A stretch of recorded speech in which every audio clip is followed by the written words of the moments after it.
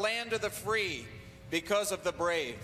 And so we ask by your grace that you would bring them home soon and safe. In the name of Jesus, I pray. Amen.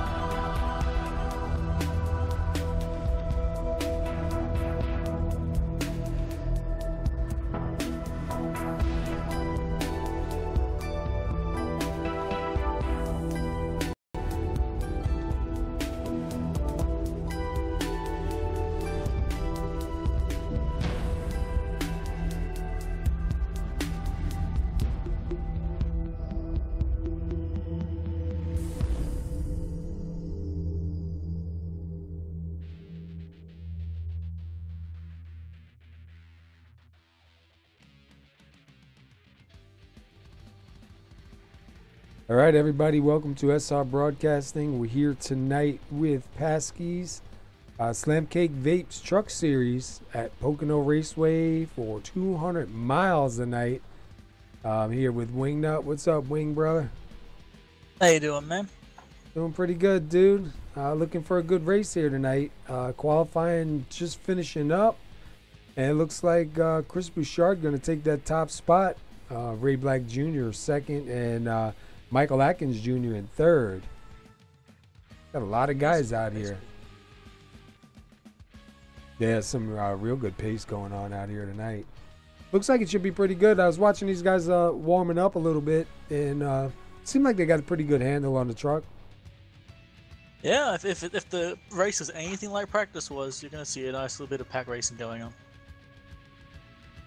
We just seem to be able to keep it together. Yeah. So right now, these guys just going into their drivers meeting real quick. Like I said, this is PASKY Slam Cake Vapes Truck Series. We're at Pocono Raceway for 200 miles. I believe that's 80 laps here, so should be pretty good. Next week. It's not too warm on the track either. It's only like 87 degrees Fahrenheit on track. Really? Yeah, it's 70 in the air, so it might even cool down a bit.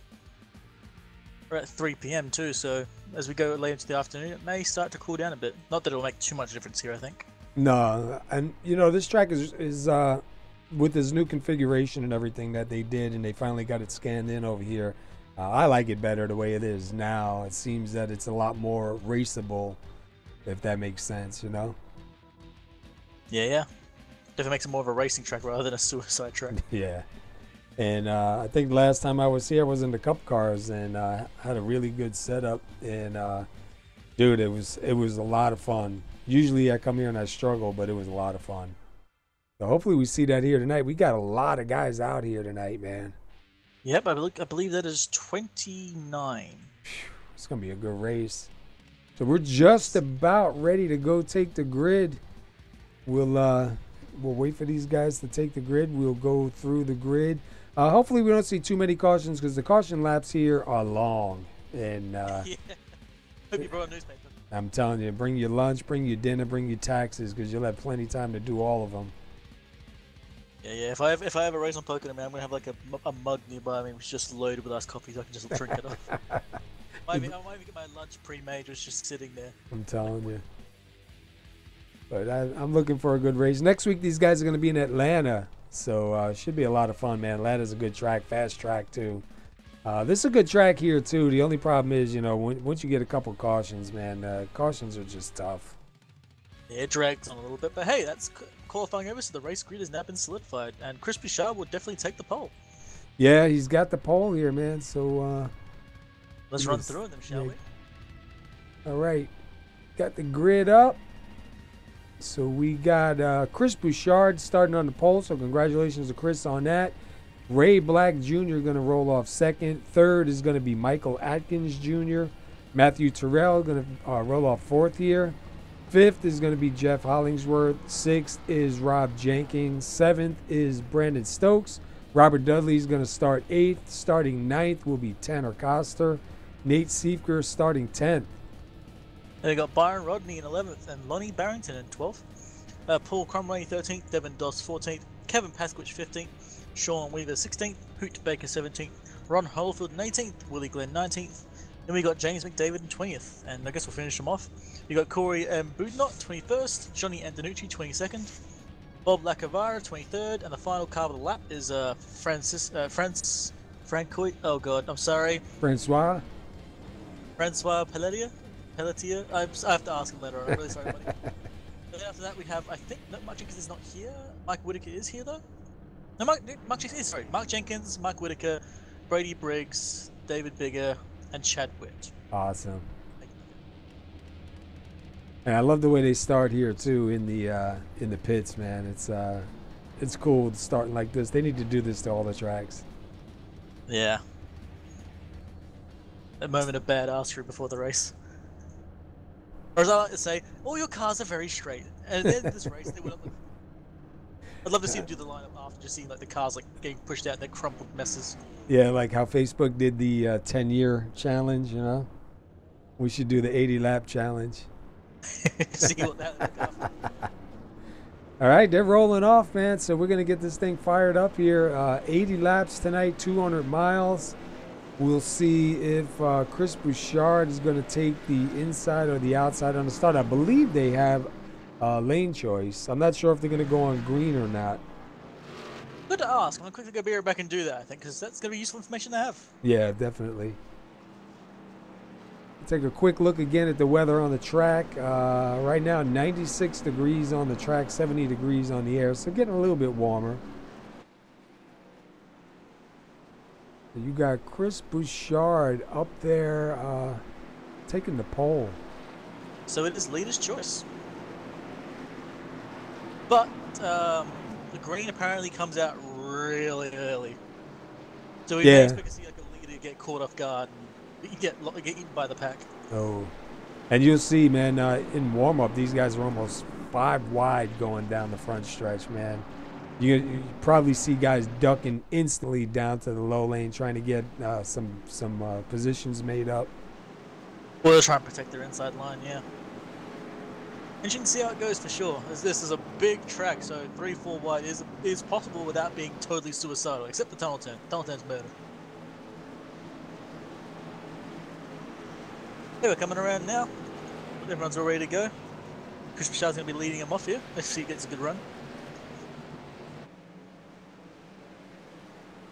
All right, we're getting ready for 200 miles here at Pocono. Pace car does turn on in.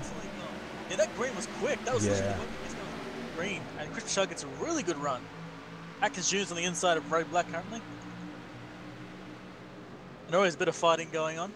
3 wide a little bit further back, but not what I expected. I expected to see guys instantly dropping down to the bottom. Yeah, we see Michael Atkins Jr. get past the Ray Black, and it looks like Matthew Terrell's going to try and stick his nose in the inside as well. And Chris Bouchard is gone. Meanwhile, I got 3 wide further back between Robert Dudley, Nate Siefke, and Byron Rodney. Rodney's just slows down a bit and slots in behind them, but they've gone 3 wide towards the tunnel turn. Absolute madness. It looks like Robert Dudley went way too wide. They've lost all of his pace, and now he's going to get taken by Rodney as well as by Lonnie Barrington, I think. Let Lonnie's just sit there. And look at Paskowitz down on the inside of the 95 of Devin Doss. Now looking to go underneath the 23 of Lonnie Barrington. There's a little bit of a fight going for second, third, and fourth with Ray Black Jr., Michael Atkins Jr., and then you've got Matthew Terrell behind them as well. Seeing Ray Black trying to stick his nose on the inside and try and get past him. He's taking the low line. Now look at Michael Atkins Jr. on that outside line. He's doing really well. We might actually see him go 3 wide maybe, because Terrell's trying to find somewhere to go. We got Rob Jenkins catching up to this fight as well. He's got a lot of pace right there, but really nowhere to take it. And meanwhile, Bouchard is really starting to check out right now. We see Red Black with a massive run on Michael Atkins there. Unfortunately, he did kind of waste it by going a little too wild an exit.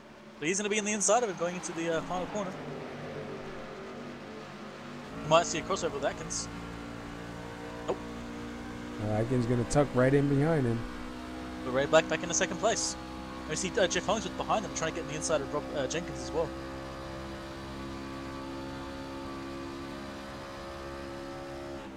Oh, we got the 89 going around.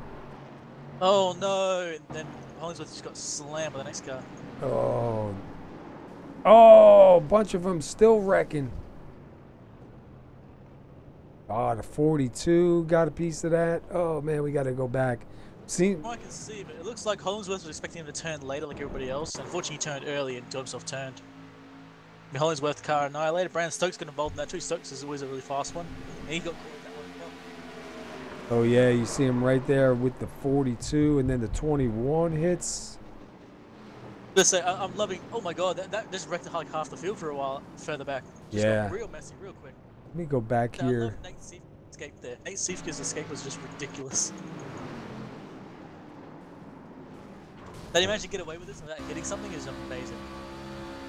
Riding inside with Ron Holyfield, who was further back. Yeah, it's just like the rest of the field didn't really have anywhere to go for this. Oh, lap 3, and we already have a pretty big incident. Yeah, thankfully for the fast repair here. A bunch of these guys better get back on track. All right, who's coming down pit road? Anybody? I I mean, it's only a couple laps, but I think we're probably going to see pretty busy pit road. I mean, there's no reason not to be honest. What are you going to do, lose a few positions? And especially, man, with 80 laps here, it's a long ways to go. Mm-hmm. And those think about it, those 4 laps, they ain't short laps. They really aren't short laps at all. Wow, we're seeing a lot of damages. Yeah, that involved quite a big chunk of the field there. They pretty much know where to go. And did you see the track temperature went up 98 degrees now on the track, 70 degrees in the air. So getting a little bit slick. Couple of laps and immediately the temperature jumped by 20 degrees. That's ridiculous. It's up there now. But we'll see what these guys do. Who's coming in, who's not coming in. We see the 42 trying to limp his way down the pit road. Trying not to tow and not going to get beat up. So far, Bouchard coming down. We'll see if anybody decides to stay out. Which I think Hollingsworth car is that engine is indeed dead. He's got nothing. Yeah, and it sucks too, because even right there by pit road, even if he tows there now, they still take you all the way back around. So The time it takes is just painful. Yep. He did indeed tow to try and get it home. It's like, dude, you couldn't just send my guys out to push me from right here? Can someone just give me a nudge? Ooh, I think that was... There's no reason to do rights here or anything. Everyone's going to take 4 tires. Yeah, you got to take 4 tires. You got plenty time to get back up. That pace car won't be... Oh, sorry, correction. People have decided to do exactly that. Chad Witt? I don't see him... I can't see what time he did, but he did come out way earlier than expected. Yeah, and I think... well, he doesn't even show a time, so he might... Byron Rodney went for right sides only. I think Kevin Paskowitz also. Yeah, it doesn't show a time for Chad Witt, so I don't know if he missed his stall. There's always a chance of that. We'll have to watch and see if he comes back in. So Bouchard though still out in the front. Yep, and it's gonna be a bit better for him now too, because instead of being with all the fast cars behind him, he's now gonna have Chad Witt and Rodney behind him, and Paskowicz. Right sides only for those guys. The nearest car on 4 tires, I think, is Matthew Terrell in 4th. So Bouchard's now got a little bit of buffer. Let's see, we have Hollingsworth in the pits towing Bob Lacavara in the pits. Brady Briggs, I believe, is taking it behind the wall. Or is he? Yeah. Tanner Coster in the pits, still getting some repairs done. Let's see, what is Chad Witt? Yeah, Chad Witt's coming in now. So I believe he might have just missed his stall or wasn't paying attention maybe, or maybe got blocked out of his stall. Yeah, if you can't quite find it. Sometimes there's just so many cars going down and sliding through pit stalls you can't see anything. So that's going to put Bouchard up in the front, Byron Rodney second, and then Paskowicz third, Terrell fourth, Ray Black Jr. fifth. Oh, I'm sorry. Yeah, Ray Black Jr. fifth, and then Siefker sixth. So be a pretty good start. Siefker's probably the big winner there, because he could have been absolutely annihilated through that incident, but he managed to get away from the incident, go through the grass, didn't hit the wall or anything, he got it straight and kept going. I think he actually technically gained positions from it too. From like 8 to 6, so the incident actually gave him positions. Unfortunate though, man. A bunch of guys got hammered on that. And Hollingsworth's going to be multiple laps down. Yeah, Hollingsworth and Lacavara right now being shown 2 laps down. 26 drivers still on the lead lap. 1 driver behind the wall. I'm not sure if did Brady Briggs start this race. I don't think he did. I was looking around trying to see if he appeared or not, but I don't think he did. Yeah, I'm not sure. It doesn't showing him the same amount of laps down as laps on the track, so I don't think he even took the field. But looks like Bouchard's going to take the inside, Byron Rodney on the outside. Curious to see how those right only are going to be against 4 tires here. I didn't have a chance to ask guys if it's tight or loose yet. I honestly didn't think it was going to matter, like, ever. This is more of a draft track than anything else, to be honest, so I didn't expect it to be a problem. Yeah, we might have to grab somebody during caution and get them down here. I can always go over there and bug them quickly. But hey, race starts about to come up. Remember, the green flag pops up real quick. Very quick. Pace car's in. There's the green. Bouchard gets a really good run. Looks like for a moment that Rodney was going to get him, but nope. Bouchard gets an amazing run. And you might almost see 3 wide with Ray Black on the inside. Yeah, and even seen a little bit further back, we're going 3 wide. Yeah, but Paskowicz is going to steal 2nd place from Rodney, and it looks like Ray Black is going for 3rd place already. Then behind me, Nate is still alongside Matthew Terrell. Behind them, Dudley's watching all this. Is getting messy. That was a good move right there by Paskowicz. Oh yeah, he's going to really clear Rodney and get away. Ray Black Jr. Rodney's holding up Ray Black for him too, so the more this goes on, the longer those right sides only going to get further away. And I think once they equalize out, I mean, yellow is out. Where? Hollyfield. No. Go back and take a look. See what happened with the number 1, and I think the number 5 of Lacavara was involved in that also. Let's see what happened here. Following the number 1. Oh, some net code. Serious net code. Ooh, yeah. Serious net code, it looked like from this end. Because it looks like the 97 maybe might have made a slight contact, but then you see that big push after. And that definitely looked like a big net code incident right there. I mean, maybe you've seen something different, but that's what it looked like for me. Annoyingly, I can't even see it. Oh, yeah, it never even touched. If you go to the far chase view and take a look, riding over the back of the 1, you see the 97 go to the inside. And there is got to be about 8 or 10 inches between them, man, but it sent the 1 around. Unfortunate for Ron. He's probably going to be a little bit aggravated thinking he got hit, but ton of net code right there. Ton of it. So we'll wait and see if these guys do pit or not, and then maybe we'll see if we can get a word in with like Byron Rodney or somebody. Just ask him how the track is out there. Well, they got long ass pace laps. Wait for them to get out the pits first before we do that. Yeah. See if anybody's going in. I don't want to grab nobody while they're trying to pit and then have them come after me because I messed up their pit. Ooh, is Rodney staying? Oh, yeah, they're staying out.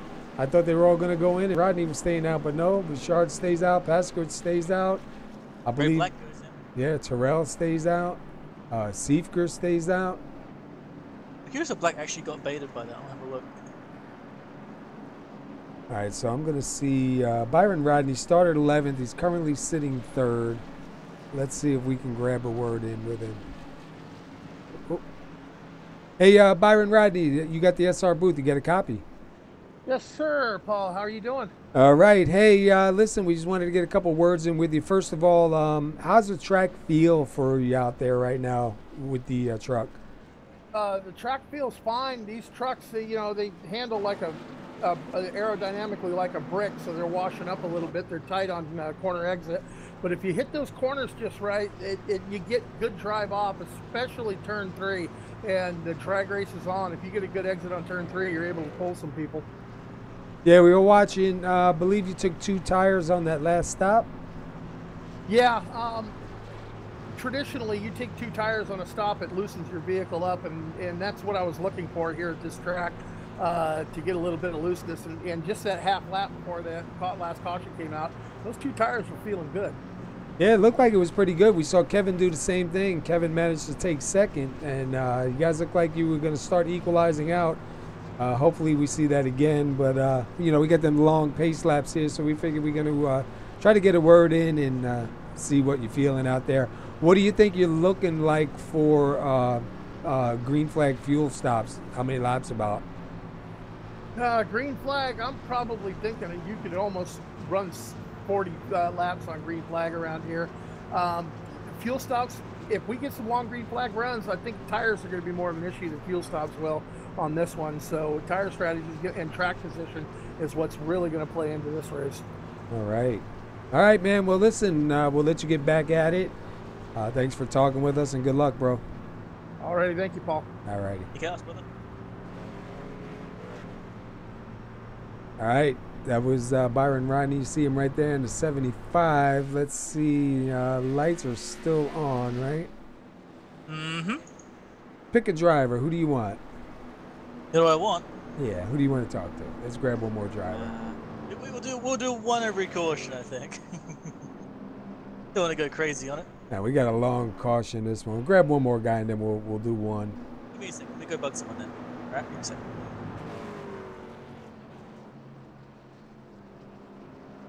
Got long pace laps here at Pocono. Super long. All right, let's grab Chris Bouchard. He's currently in the lead. All right. Hey, Chris, got your ears on? Yeah, I do. Good ask you, man. How's the truck feel here at the moment? Feeling pretty good so far. Track temp's a little higher than what was in practice and qualifying, so I got a little practice in last night, especially with this track condition, and just going to try to keep it off the wall, especially off of 3. That's going to be the real killer. I don't know what's happened with the last 2 yellows, but turn 3 is really going to bite you. Yeah, I've heard from some of the guys, they're saying that the car's getting tight and they're going for right sides only. Are you planning that at all, or are you always going to go for 4 tires?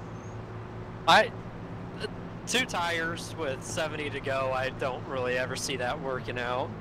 I'm mainly 4 tires until it's like 10 laps to go and trying to get some track position, but yeah, the truck's going to get a little tight, but we're going to get down. If we get some long runs in, it's going to get to the point where we're going to be shifting, and the shifts are going to free up the truck a little in the turn, so hopefully we can get some long runs in.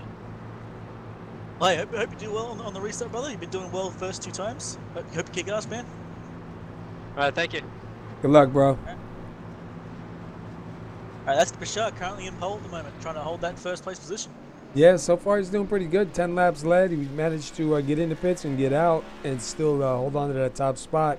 We did see him, Paskowicz, Terrell, Byron Rodney, a couple other drivers, Nate Siefker, I think Robert Dudley, bunch of guys all the way back until the 19th position stayed out.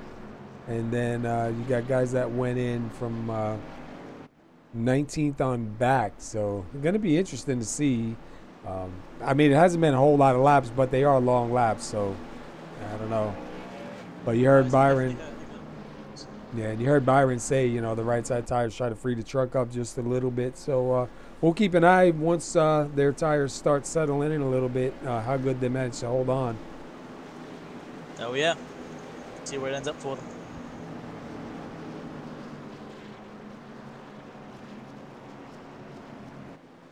Just looking, let me see. Did Ron Holyfield back out on the track?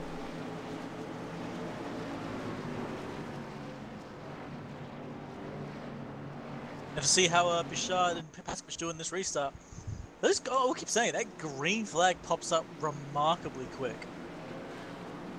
Yeah, I thought they had that changed, but I guess not. Yeah, it's like the pace car goes in, you get maybe 3 seconds, and then it's green anyway. So it's just like, jeez. Leader does not get much room to play with.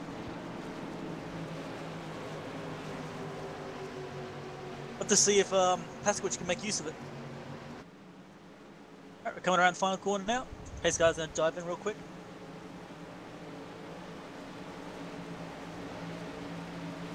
And there's the green.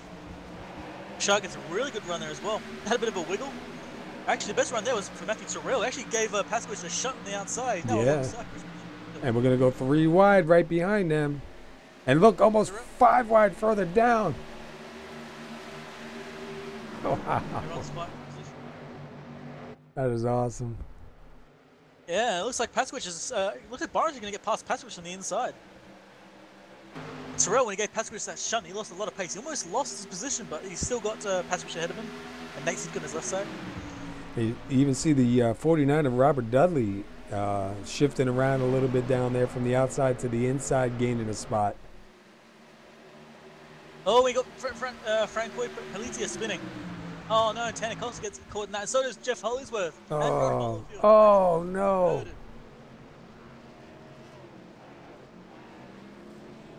Looks like he had a touch with Johnny Antonucci there, and then everything just kind of went to hell in a handbasket real quick. Let's see Antonucci in the 59 right there, the 007. Yeah, oh, they make contact. He goes. Baker went on his thigh. Look, Bob Cavaro got spun. Tanner Costa got caught in that. Like, big chunk of the field. Wow.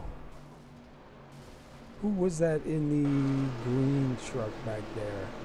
Oh, that was Chad Witt. I got to see. He looked like he hit hard, too. Oh, yeah, real hard hit. Look at Hoot Baker. Wow. Hoot Baker goes for a wild ride right there. Even Bob Lacavara. Wow, what a ride he took, man. Look at that. The number 5. Look at Hoot Baker's ride, man. That just went from bad to worse for him. Yeah. Like, slight tap, okay, hits the wall, okay, I'm all good now, gets hit again, gets on his side, he actually gets on the fence for a moment there. Like, Hoot Baker just got ruined.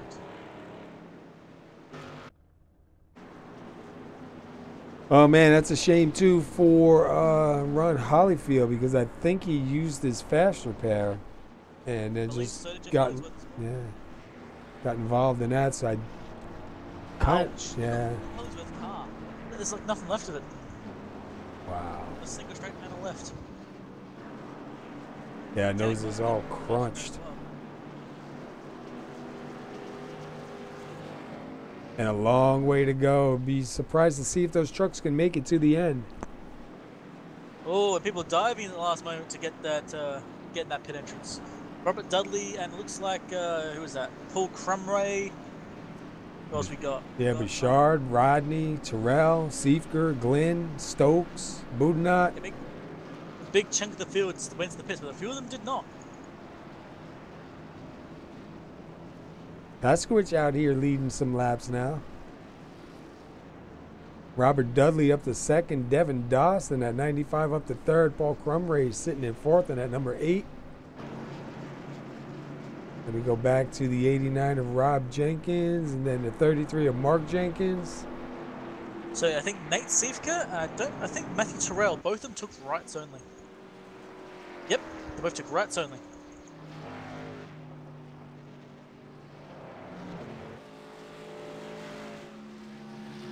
Yeah, fucking Paswich, Dudley, Doss, Crumray, Jenkins, both the Jenkinses, of course.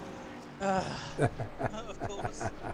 Of course. It has to be them next to each other. I think they did that one.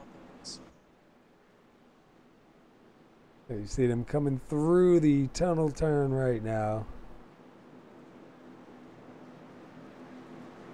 It's going to be pretty interesting though, because we got a lot of tire differences on the track. We got some right side, we got some old, and then we got some fresh. So, and then we got some damages.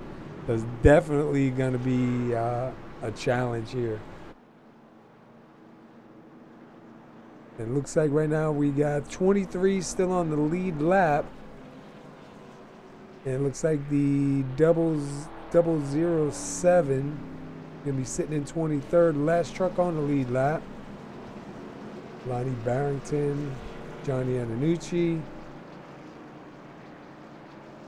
See, where's Willie Glenn in that number 12, sitting 12th, and then right in front of him is, right behind him is Byron Rodney. I think Hollingsworth's race might be done at that point because that car is just annihilated. He's also a lap down still too, so I think it's done.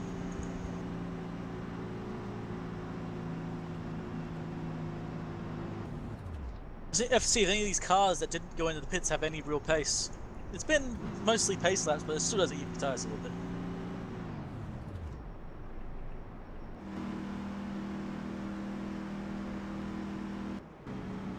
I'm hearing some strategies going on with some of the fuel saving. Yeah. Yeah. I'll save a few can. There's no reason not to. Take a quick look at the summary. We've only had one lead change. We still got 66 laps to go. And the track temperature has dropped a little bit. We're at 88 degrees.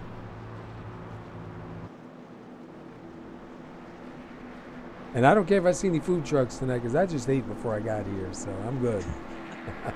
Yeah, I ate too, expecting exactly that. Although, looking at the number 8 with that 7-Up on there, man, just making me thirsty.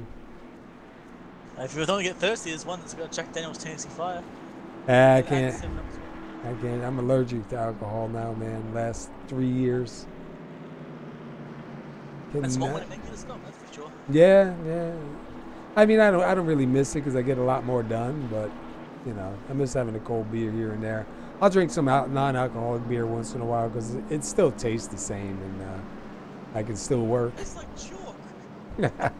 No, they got some good stuff, man. My wife brought me some stuff back from, where was it, Argentina or something, man? Dude, it was really good. Stuff tastes like chalk, man. Why would you want to drink that stuff? I used to eat chalk when I was a kid, so why not drink it? All these little secrets come out, man, when you got nothing to talk about. Oh dear, some things should be left unsaid. Oh well. What you gonna do, right? Be worried. Well, it looks like Pasquich is elected to take the inside line here. It seems to be the popular call there. Let's see if he has as good a restart as Chris Bouchard does. He's got the Godzilla on the back of that truck.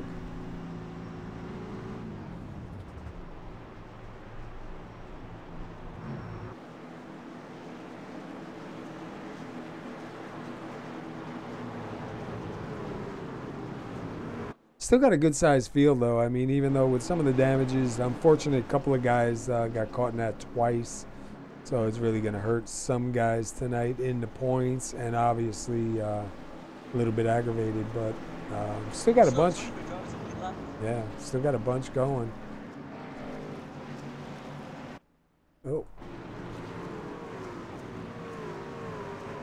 We are coming out of the tunnel turn, getting ready to go to the turn 3. What? No, turn 4. I like that little thing they got painted over there. What turn 4? You're right. Turn 4 is into the pits. All right, so Paskowitz going to be starting on the inside, so we'll see what Paskowitz got. He's got the 95 of Devin Doss right behind him.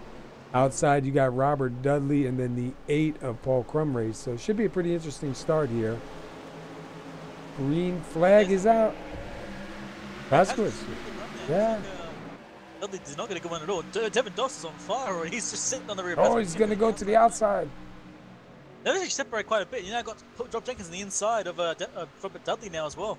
So we got somebody Somebody's slowing down in the back, jumping to the back. And they're 3 wide through turn 1. And I believe that is Bouchard down on the inside, if I'm right. It is indeed, yep. He's on the inside of Mark Jenkins and Paul Crumray. They're trying to get 2 wide now, going to the tunnel turn, because going 3 wide tunnel turn is kind of murder. Not seeing anyone hitting each other. Looks like we're all good. Yeah, I think guys are running hard, but I think they kind of settling in a little bit now, try to get some green flag runs. Shah's getting the inside of Paul Crumray. He's got right on the ripple strip on the inside, getting as much road as he can. Wow. He's getting a really good run. He's getting the draft from Mark Jenkins as well. I was just watching. 2 wide from Ray Black and Devin Doss for a 3rd. Yeah, I was just watching Ray Black go through the. And Rob Jenkins was going really slow in entry there. Devin Doss had to slam on the brakes and not hit him. Unfortunately, it means he's going to lose the position to Ray Black and then lose another one to Nate Sivka.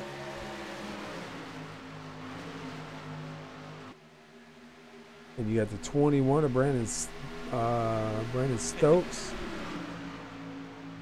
Yeah, I was watching the 07 go. Oh, contact. Matthew Terrell. Oh. Oh no, it looks like Sean Weaver gets caught in that as well. Ron Hollifield also gets caught and goes into the Oh, wall. man. And he just was okay.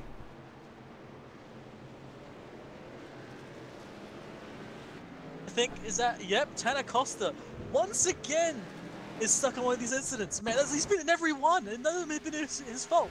He's just been there when it happens. Watching right now, I see the 78. Ooh, I don't know, man. There was a lot of guys that all started doing drifts to avoid this crash. Like, I'm watching Hollifield, Francois, Costa, Budinot. Every single one of them slammed on the brakes and started doing a drift to avoid the crash. I'm not even kidding. It's just like, they would just start Yeah, singing. oh yeah. And you know, once again, watching from the far chase, the 78 never made contact with the 8, although he would have. He never did. And the 8 goes flying around about 8 or 10 inches away. And then the 12 of Willie Glenn, man, we got to go inside with him on that, because he was right there.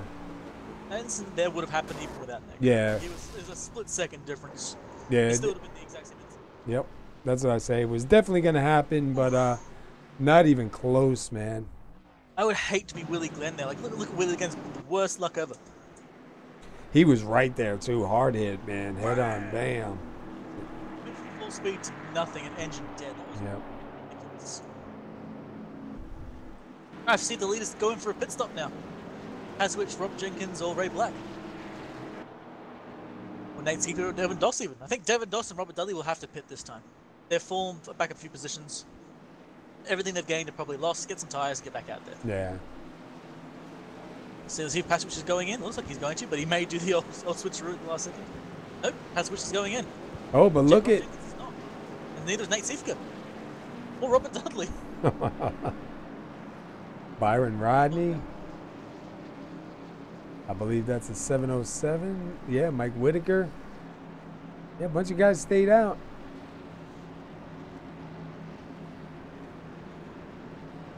All right, we're going to let them do their thing, and we'll be right back.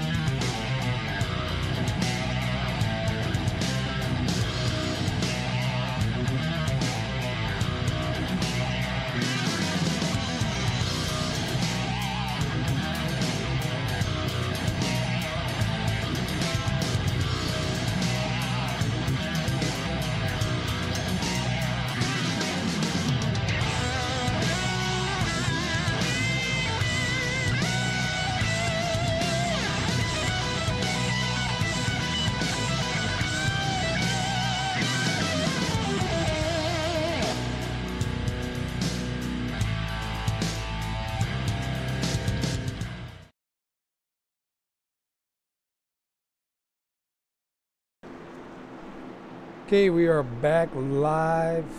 We are just getting ready to go back green here. Lights are just out on the pace car. Take a quick look at the race summary. We're on the caution number 4. We've only had 3 lead changes. We still got 59 laps to go. Had a pretty big one. A couple of drivers that were involved in the one before unfortunately got involved with that again.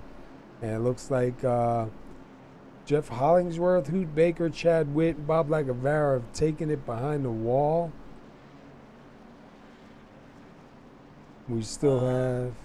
I don't think they're taking behind the wall. I think they're still there, just getting them damaged Still, repaired. yeah, getting it repaired. Yeah, okay. Anyone behind the wall, I believe, is Jeff Hollingsworth. He decided, nope, he is done with this mess. Yeah, I think he had a lot of damages too. But we still got 22 on the lead lap. And right now you got Rob Jenkins out front. Nate Siefker on his outside. Robert Dudley and Mark Jenkins. Byron Rodney and Mike Whitaker. So should be pretty good. Kevin Paskowitz up there also. So yeah, this starting pack goes. I think Nate Siefker's probably in the fastest car of the group there. And he said Rob Jenkins might have a lot of pace as well. I haven't really been watching him too much. So keep an eye out there. Also, I'm glad that Robert Dudley is separating the two Jenkins. Yeah, for right now. Yeah, they're slightly separated, making things a little bit easier for them.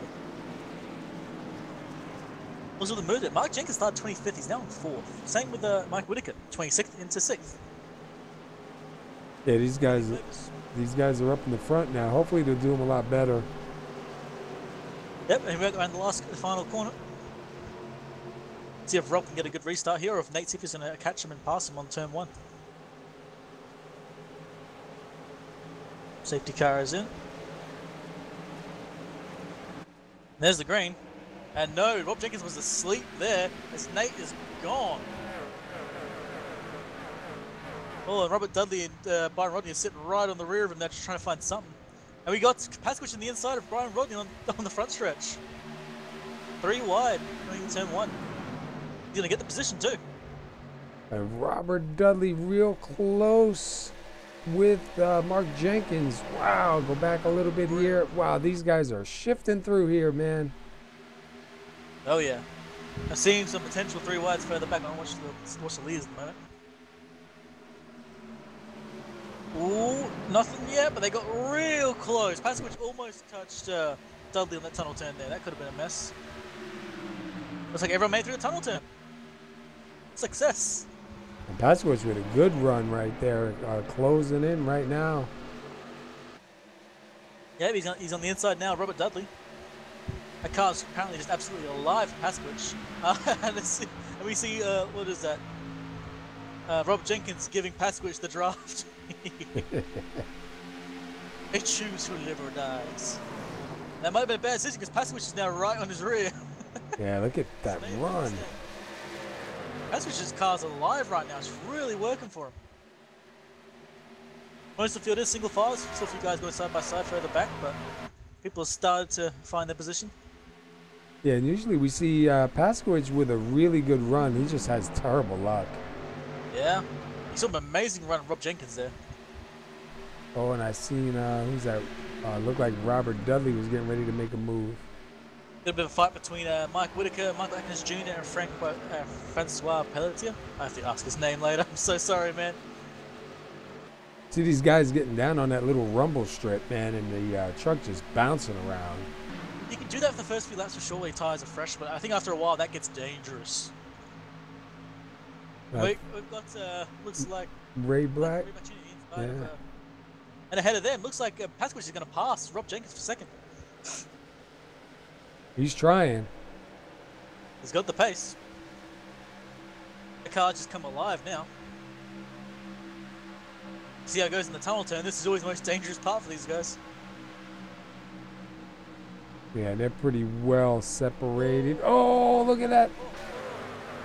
That was almost 2 different incidents in one. Now Ray Black's on the inside of Mark Jenkins, but if he gets past him, there's nowhere to go because Paskowitz is right ahead of him. Behind you got Crispy Sharp moving through as well. He's getting in the middle of this pack. Meanwhile, Nate Siefker is just checked out. Paskowitz going to try the inside again on turn 1.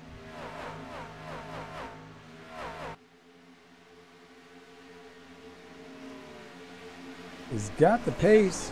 Gonna get it right there. I think looks like Rob's gonna give him the position almost. Now Ray Black's coming in on the inside as well.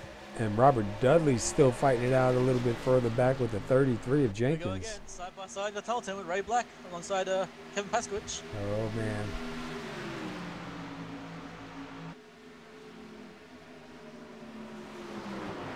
They managed to sort it out without any incident. Just Paskwich in the wrong line. That outside line through the tunnel turn is tough, man. Yeah, and there's always a chance the guy on the inside is just going to absolutely murder you. I've seen it a few times. Just saw Brandon Stokes. Brandon Stokes just got by Mark Jenkins and Matthew Terrell. Oh, Byron Rodney makes contact with the 48 of Atkins Jr. Terrell made contact with the wall there. And here goes Paskwich again. Low side, trying to look underneath Ray Black Jr. Well, they might touch there. Oh, that got close. Paskwich got below the yellow line there and settled the car and must slid up into him. Good save there, though. Now you got Bouchard now going to the inside of Robert Dudley. No, he's side better of it.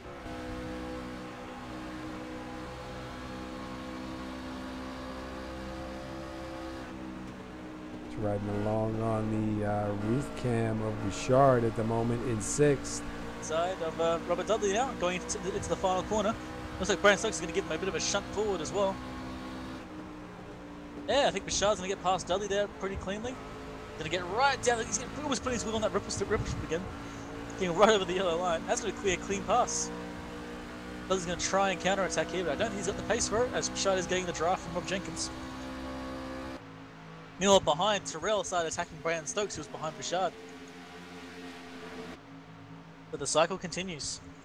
Yeah, we're starting to spread out a little bit, too. Got a couple different races going on. They're starting to fight it out.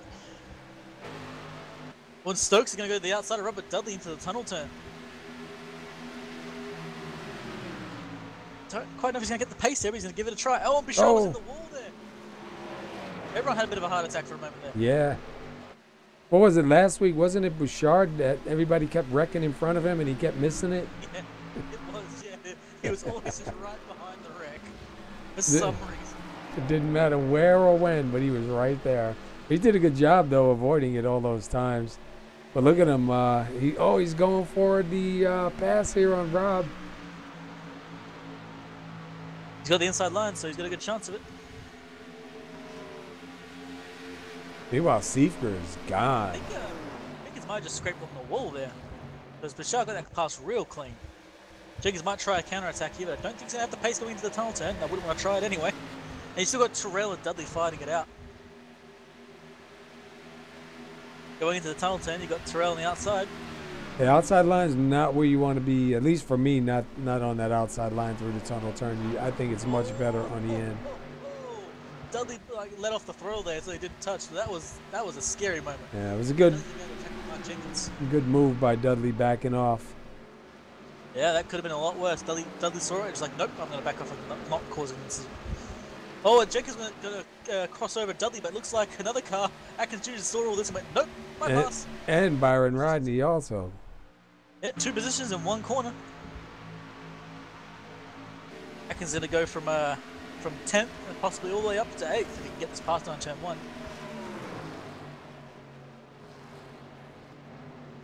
Now Jenkins is finally going to try and get past Dudley as well. So Atkins Jr. gets by. Here comes the 33.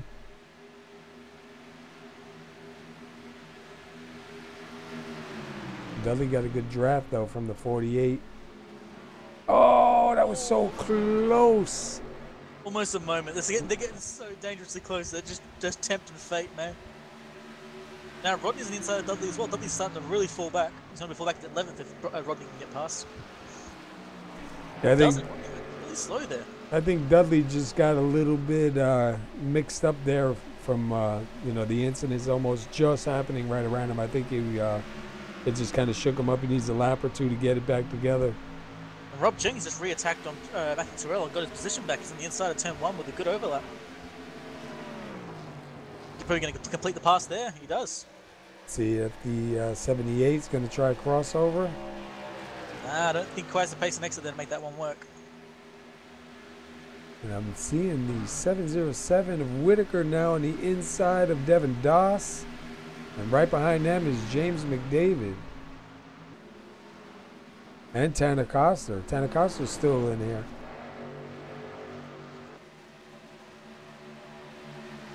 I'm always nervous when people passing on the tunnel tin, man. I just expect it to go bad every time.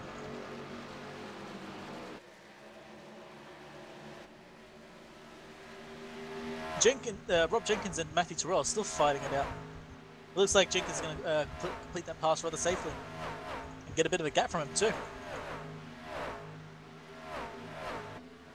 And I think Ray Black Jr. is slowly closing in on Nate Seifker. He had a faster lap that time. He's got him down to about 8/10. He's been moving forward rather rapidly. I think last lap was like 3/10 faster, this lap 2/10 faster. That car is on fire. Because Seifker was out by almost 2 seconds. Now he's got him down to about 7/10. Robert Dudley just retook his position back from Mark Jenkins. But Mark got a really good run at the tunnel turn. He might get back on the inside going into the final corner.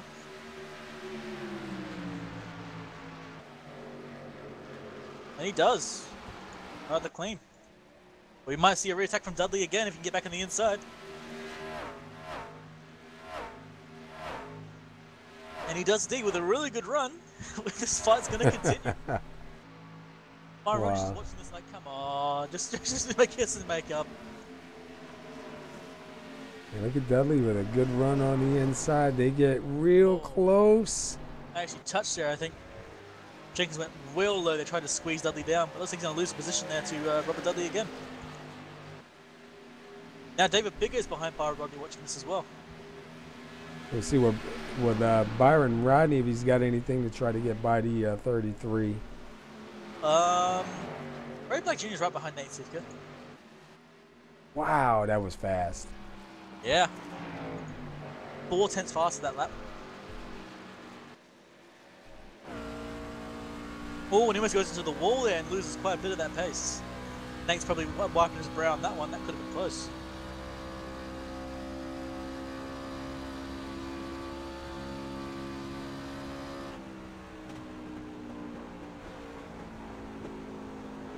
And again, Mark Jenkins and Dudley are fighting it out once more. It's never stopping. Oh, they definitely touched that time. Mark Jenkins got thrown all the way wide down. Now you're going to see Byron Rodney and Dave Bigger just fly past him. Yeah, he lost a ton on that one.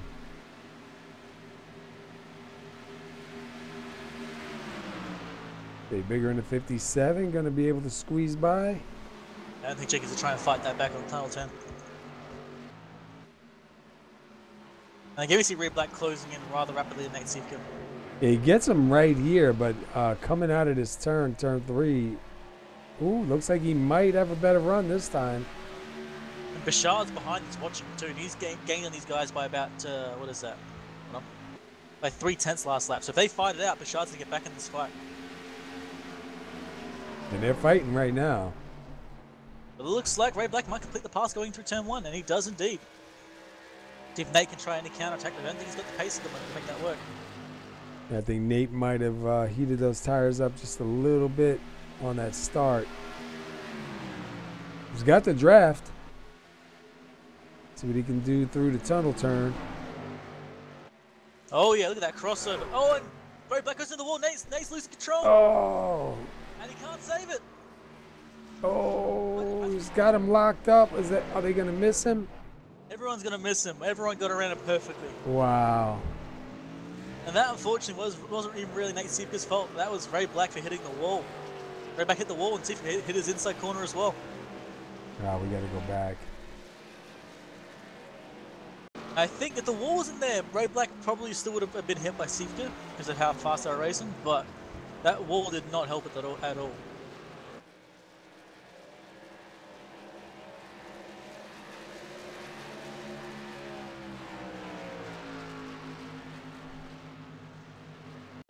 Trying to find it here. There we go. Where did lost them? But Nate Sitka. There we go. All right. Here's another little side note as well. Chris Bouchard just stole the lead from that too. I don't know how, but I think he got past Ray Black before the safety car popped up. Have a look. Yeah, he did. While Nate was still saving it, Chris Bouchard was flying on the inside line. And when he lost it, the moment that Nate Sifka lost it, the yellow flag came out, it was just as Bouchard passed Ray Black. Like, I'm watching behind, you can see him, just as Nate finally gives up and starts losing control, Bouchard's now passing Ray Black, and there he goes. That was perfect. Perfect timing from Chris Bouchard. Yeah. And maybe a millisecond shorter, and he would not have got ahead of him.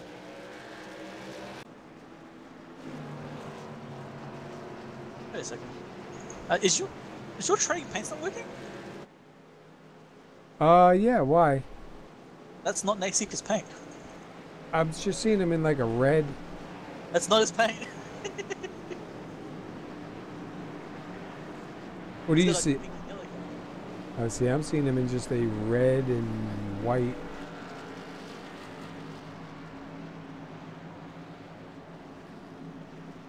Everyone else's paint's good, but you haven't got Nate's, which is kind of amusing.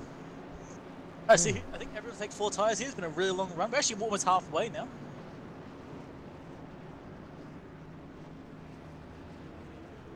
If anyone takes right, I don't think anyone's going to do that. It's just not really the time and place for it.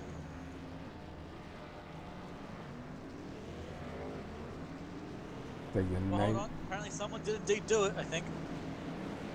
Did he? Paskwich, hold on. Did you take rights only, buddy? Let's see. No, he just took 4 because he did a really good stop, apparently. Yeah, 14.4.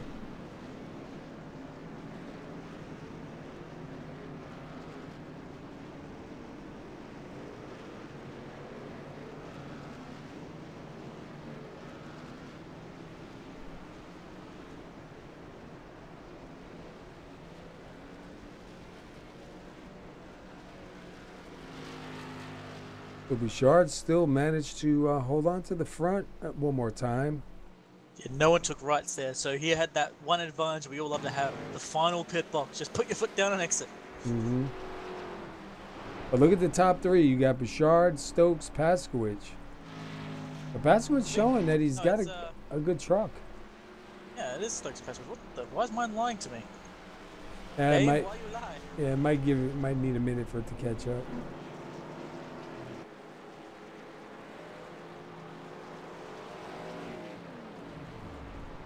Chris, yeah, see, mine one shows Ray Black second, but then over here it's showing Brandon Stokes second. So I guess I got to give it a minute to catch up. Yeah. Ah, well.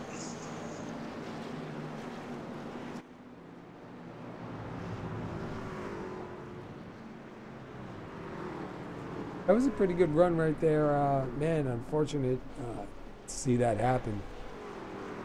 Yep.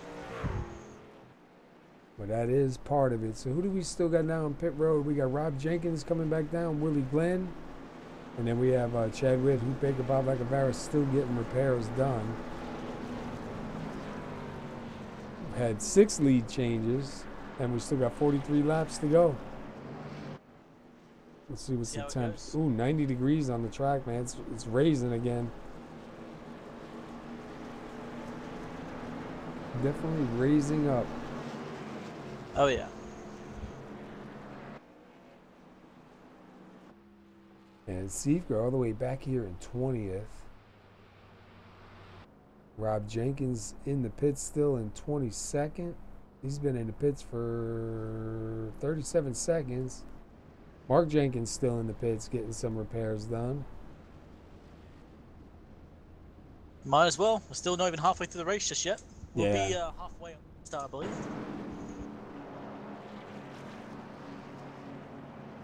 Ooh, who is that? 78 Matthew Terrell blinking really bad right now.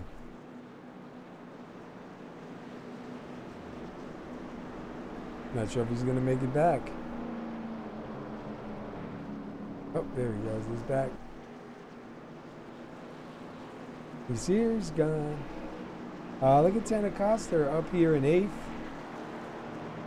Lucky man, he had to repair that car multiple times to get away from the silliness that happened around him. Yeah. He's always been right behind the incident. Every time. He's the Bouchard of this race. Just not as lucky. Yeah.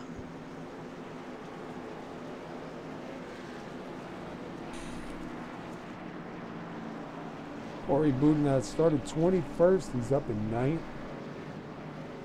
Tanner Coster, he started 9th. He's in 8th. Yeah, and the 78 still blinking pretty massive. Hopefully once they go green, that'll straighten out.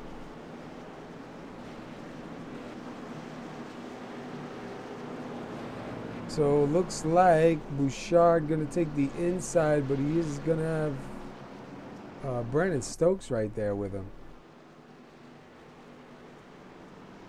And then look, Paskowicz and Rodney side by side.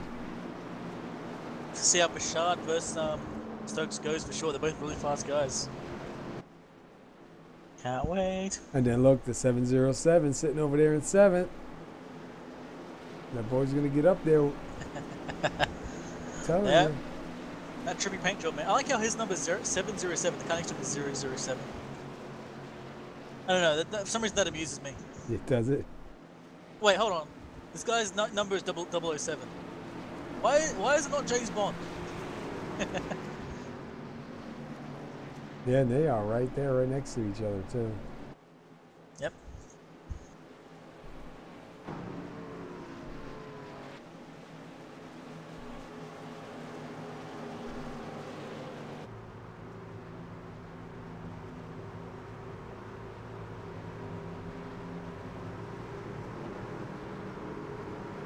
Let's get a couple different shots.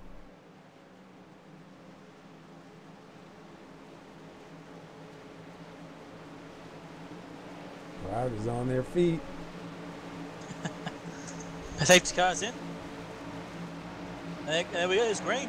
And honestly, Bouchard did not get that much of a good start there. It looks like Stokes is really ready for it. I see Seifger shooting to the inside. A little bit further back. Oh, David Biggers trying the inside of yeah. Byron Rodney. I was going to say, yep. I think it's going to quite work. Nowhere to go. They're technically 3 wide now. Got Stokes to get Paskowicz on the inside of Stokes there. They're going to sort stuff out. Let's hope they make through the tunnel turn this time.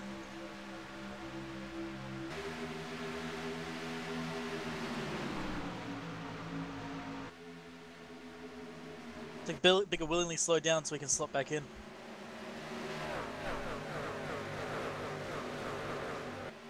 I tell you what, man, they got single file up towards the front, but you go back a little bit further, man, they are still side by side, yeah. I was watching that.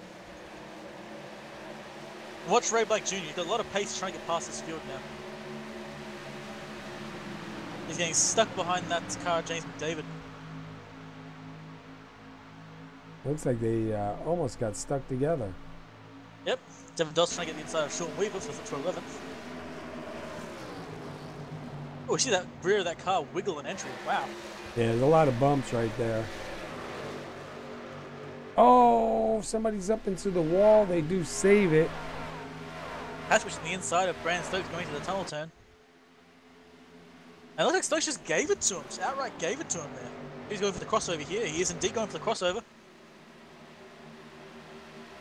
Amazing run and exit there. Look at Stokes like really slowed down entry, just powered out. And he's going to get his position back just as the safety car pops up. Is it the tunnel turn again? Oh, Mark Jenkins. Mark Jenkins? Okay. Yeah, Mark Jenkins involved in that one. Back up and find out what happened. If that was an alone or did he have any help? Looks like Nate Seifger just touched him, but he was already losing it. Oh, oh, go back a second. The 89 and the, what is that, the 23? Make contact and both turn up into the wall, but they stay good, and these guys shuffled around to try to get away from them. And yeah, they kept it going. Yeah, and they kept it going. Oh, wow, yeah, 89-23. Big hit, right? I know, it's good to see they both kept it going, but then the next corner, Nate Seifger and Mark Jenkins just come together. And they barely made contact. Yeah, but as you saw, if you watch Jenkins' car around that corner, you watch how the rear end's already stepping out. Yeah, it looked like he was, yeah, he seemed like he was, yeah, he was. And all it took was the slightest touch just to push it a little bit more beyond his control. At that point, he was done. He was probably already, he might have already going to lose it. You never know. He might have been able to save it, but he was already struggling at that point. And then it looked like maybe the, what is that, the 97 Tana Costa may have got a quick little brush on him. While, Again, yeah. Tana Costa, man, the unluckiest man on the track today. Let's see what that truck looks like. Don't look too bad right now, so it was like, looked like it was just the slightest little touch, but he was just trying to stay off him. So let's see who's going to fake it. I would not be walking off the street anytime today. And we have a couple of drivers staying out. Yep. This is your chance to make a move. Looks like, where do you go? Ask him. Hold on. Where is he? You're back. Yeah, I'll just say the 007 got the lead right now. Let's see real quick, where did he start? Started 24th. Got himself up in the first. Going to get scored for leading the lap. Let's see, I believe that was a 77. Chad Witt does get by. David Bigger. He started 28th. He's second. Paul. All right, shoot. Pelletier. Francois Pelletier, apparently. Right. So he's Hopefully we remember that. We have trouble with names here. Yeah. Alright. But he's currently in the pole, though. That's not bad. I think he was actually involved in one of those early incidents, so seeing him in the pole is nice. He started 24th, and then if you look at David Bigger started 28th. So both of these drivers up in the front. I love David Bigger's. Yeah. I love that paint job, man. It just makes me giggle. Splitter lawnmower. Yeah, it is pretty cool. Rear spoiler, and then something adjustments. Yep. The truck name, the bumper, the light stickers. What does that say? Bags of snacks inside? Wait, what? I'm looking through the from the roof, looking back at the rear spoiler, and right before the rear spoiler, I'm reading it backwards. It looks like it says bags of snacks inside. I like the front wheel. If you go to the front one, it says front wheel. The back one says another wheel. I just love that paint. It's like, I love stuff like that. Oh yeah, front wheel number. And the back one says another wheel. It's like, this just happens to be here. There's another wheel in the car, by the way. Contingency stickers. Yeah, it seemed like they're like they were telling you where to put everything on. Yeah, because apparently he's got a team of absolute fools. And then if you look on the, what is that, the left rear quarter, it says, awesome sponsor, you can... Check 2 bags free. I'm Oh, guessing okay. that's what Southwest. Oh, all right, yep. Gas goes here. Sorry, that amuses me far too much. It's like he's trying to train a team who have no clue what they're doing. I love it. That's pretty cool. Look at the track, though, man. You can see the sun has changed. And the temperature was getting hotter and hotter. It almost reached 90 degrees Fahrenheit for a while there. It's now dropped down to 80. Yeah, so we lost that 10 degrees real quick. And we got caution number 6, 7 lead changes. We still got 37 laps to go here. Don't forget, next week is going to be Atlanta Motor Speedway here with Pasky Slam Cake Vapes Trucks. This is Pocono Raceway. We got 200 miles here tonight. We've been seeing some good racing going on. We've had a couple of incidents where a few drivers had to take it back to the garage. A couple guys getting repairs done to try to get back out. Unfortunate though, man. A couple of drivers just in the wrong place, the wrong time, more than once. I believe we've only actually lost 2 drivers. I'm really surprised at the amount of damage that was caused that only 2 drivers are gone. That's why I like some of the guys in the back, like Hoot Baker and Pablo Cavara. They could be 20 laps down, 30 laps down. They don't care. They'll keep going. They're actually on the same lap as well, which is kind of amusing. Same lap, they're at the back of the pack. So they'll have their own little fight going on for the rest of the race. Yeah, and points, you know, like when it comes down to points, every point counts. We've seen championships tied coming, you know, out of the last race at Homestead and deciding the champion by wins and then top 10s, you know, top 5s and top 10s. So, you know, if your truck is running and you can keep up with the field and not be in the way, especially if you can, you know, you got to look and see where you're coming out. Are you going to gain a position on anybody? Because there's times where no matter if you come out and finish that race or not, you're not going to gain another position. So, you know, you got to debate, is it worth it to come back out or should I just stop? Yeah.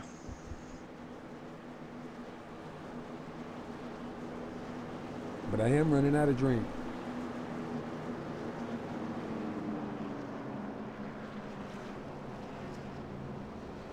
Yeah, put a little tap up here or something.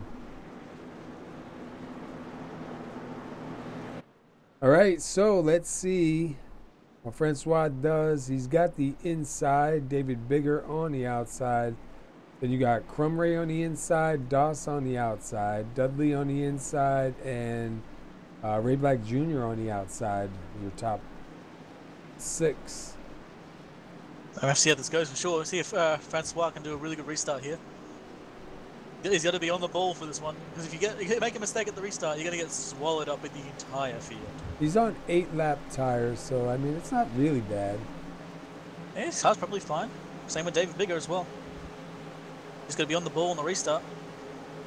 Safety car's in. There's the green. And yeah, he gets a pretty good restart. Fortunately, so is David Bigger. There's no real gap made for either of them. Bigger's going to get a bit of a shunt from behind by Devin Doss, which means that's going to equalize him again. Oh, saw that wiggle there? Yeah. Wow, I was going to say we're 3 wide behind him, too. Oh, man. Oh, that's not going to turn out good. I saw that coming. Yeah, Ray Black. Oh. Oh. Oh, man. Oh, man, look at Oh, no, these. Chris Bouchard was in that one, too. 78 to 33 to 92. Oh, we got trucks sideways crabbing down the track. Yeah, that was a silly move from someone. It just made that all get worse and worse and worse. Look at the 48. Oh, man, destroyed. The 28 Bouchard smoking and sideways. Yeah, Bouchard got turned a little bit, and then all of a sudden, he was kind of tilted, and then got slammed. All right, let's back up. Why did he hit the underneath of his car? He managed to get hit on the undercarriage. I don't know how you managed that. That's just crazy.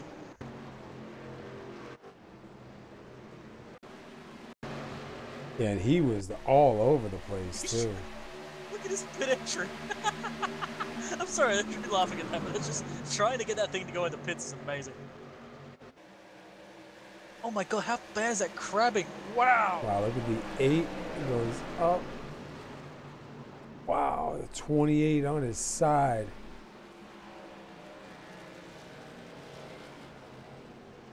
I have to go back. I got to see that again because I got to see where that all started up here with the 8 and the 78. It started up with a little bit before that. The 8 and the 07. Go a little bit further back, you can see why. Was it really? Yeah. Alright, let me see. You can see what happens with the 8 there, why he lost so much pace. That's why the 78 was coming in and just tapped him. Even on the start, you see the 07 kind of rubbing on the back of his truck and giving a little push.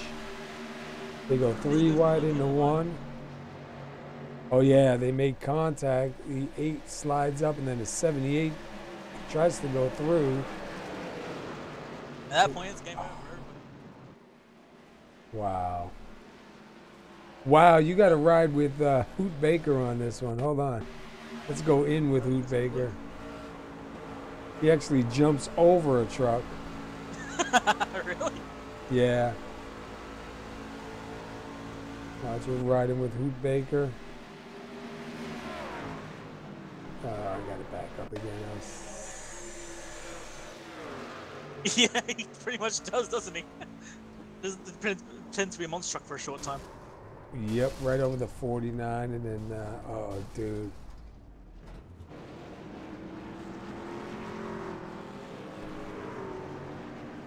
All right, well, that's a game changer, man. Oh yeah, a lot of the field just got annihilated. Bouchard was in that one as well. The guys in the back were there. We'll see if anybody does come in.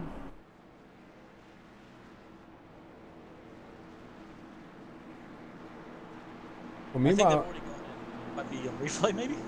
oh, did they go in already? Yeah. Yeah, well, I was busy trying to decipher where all that started from. Yeah, that was like reading the Da Vinci Code, man. Things just got crazy quick. Yeah. Francois still out front, though, man. Got 6 laps left. Going to come to 7 laps left if he doesn't go in this time. Curious to see, is he going to stay out? Let's see what's on the back of his truck. Scuba life.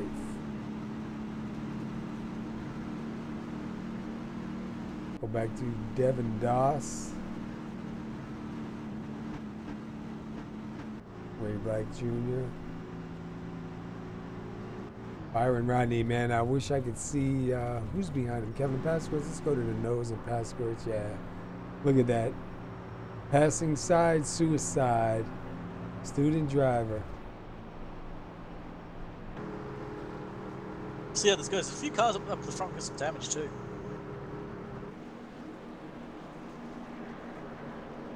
Good to see. I think Chris Bichard had a fast repair to use there, so his car's back in one piece. A few other guys as well. Nate Sifka's car's in one piece. So at least some of the guys who had a lot of pace to start the race still have a car to drive. But man, that was a big one. Mike Whitaker back out. Sean Weaver getting repairs done. Robert Dudley out. Where is Bouchard? There he goes. Bouchard back in 11th. Got Siefker up here in 10th.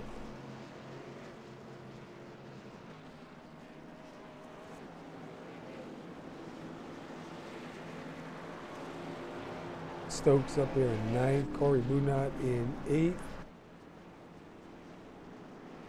Willie Glenn up in 7th.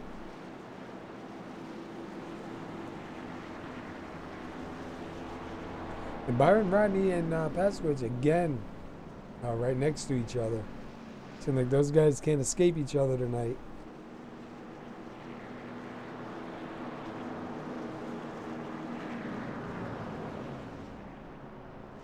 And I'm officially out of drink. That's right. I still got some. Send me some, man. 7 lead changes, and we still have 32 laps to go. Yeah, we're well past the halfway mark at least.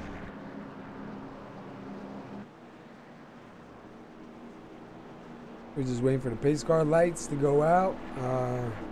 I'm going to guess that Francois is going to take the inside on the start again. I think it'd be crazy to do otherwise. But again, the thing these races showing, these guys are indeed crazy.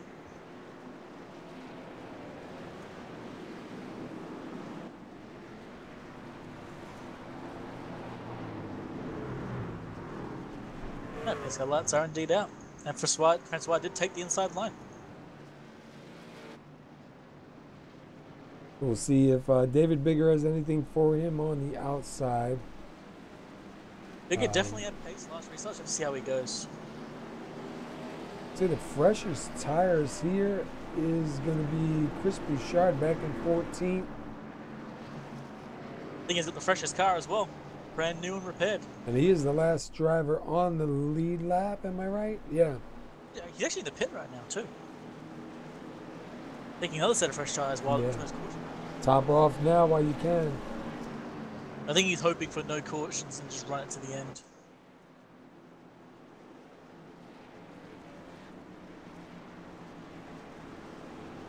Let's see, we're going to jump in with... We'll jump in with Kevin Pasquards on this start. Let's go inside with him.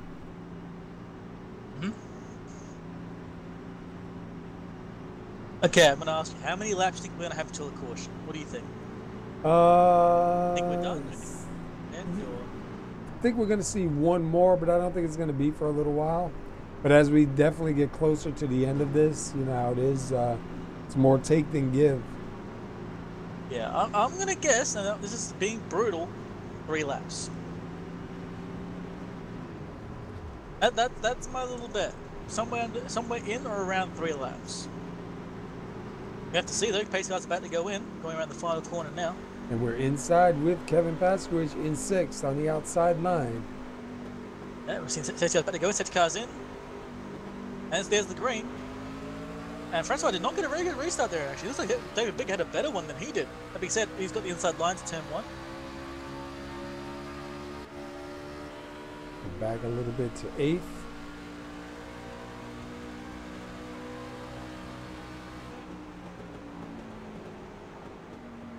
Ooh, Corey Booner. Whoa! Devin Doss almost had a moment there. Almost got a slight touch by Ray Black, almost ended it, but it seems he's all good. Yeah, we were inside. We jumped in with the 34 of Corey Boodenot. He went up way high and almost lost it. Oh! Ooh, What is that? Byron Rodney and David Bigger. This pack's getting really messy around here. Everyone's getting really aggressive trying to find that position. Got Ray Black Jr. on the outside of Brandon Stokes, and you got Nate Seeker on the inside of Byron Rodney. And they're getting racy. Oh yeah, they're getting fighting now. Nate Seeker's still on the inside of Byron Rodney going into turn 1. And Brandon Stokes is actually gaining a bit of distance from Ray Black Jr. there. Oh wow, Stokes is going to go on the inside of Byron Rodney going into turn 1 as well. Defense from Black goes straight to an attack and gets the pass on the corner as well. Yeah, it looked like Rodney just went a little bit too hot in, and we got a pass for the lead. What a pace. And then we got 3 wide, now going into tunnel turn. Paskowitz on the inside. And look at Seifker. They get almost into the wall, and Nate Seeker's flying now. Going for first place right alongside Kevin Paskowitz. Behind them, Francois Pelletier is back in the fight. Oh, that's going to be close, close, close. Oh, they're fighting it out now. Told you, man, 3 laps. It looks like Paskowitz is going to defend a position on the front stretch. Yeah, he's going to take the lead on that lap. See if he can hang on to it going in 1. Wow, and here goes Stokes. He's had a lot of pace in the last lap, so he might be able to keep this up. If he can keep this up, he can get past Seifka and go for the attack on Paskowitz. Paskowitz has got 2 really fast, aggressive drivers right behind him right now. He's got to look forward and not even think about it. No, don't look at the mirror. It doesn't exist. The car isn't there. He's actually got a nice gap right there. And it looks like Stokes fell back a bit as well, so get a little bit of a 2-car fight for a while. Anyway, I still got side by side with Bashard just passing by Rodney on the inside. And there goes Seifker. Seifker's going to take the lead. Yep, and here comes Brandon Stokes going past on Paskowitz as well. Wow.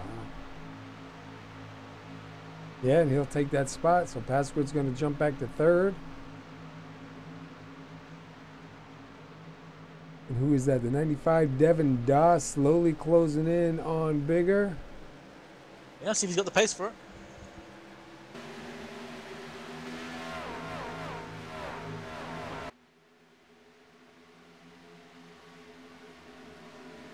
Going through the tunnel turn. Coming out. The Big is now trying to go on the inside of Devin Doss now. Behind them, you got Francois Pelletier. Still up here in the top 6 or so. Trying to get back up there again. Wow, that's so close. Look at that. Look like the 12 of Willie Glenn almost makes contact with the 007. Willie Glenn getting past the 6th place, though. And you got Devin Doss just sitting on the rear of David Bigger as well, so that might be a fight that might develop later on, too. And once again, like earlier on in this race, Seifka's got ahead and gotten a big gap. Yeah, he's definitely pulled out. Devin Doss is right on the rear of David Bigger there.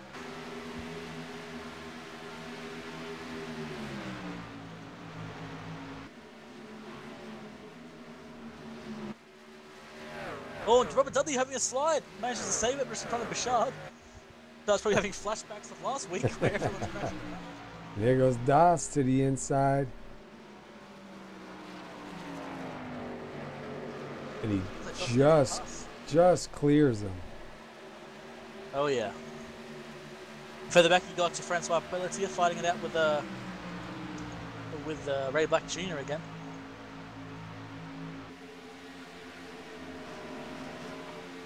I think Bigger's gonna try a re-attack on the inside, but doesn't quite have the pace, has to back off again. Behind them, Willie Glenn. Willie Glenn's car's just suddenly woken up and he's got a lot of pace. You get a pass on the inside. Nope, he can't get around David Bigger, unfortunately. He's trying though. Willie Glenn's car just woke up, like bam, he's ready to go. Definitely the right time to strike.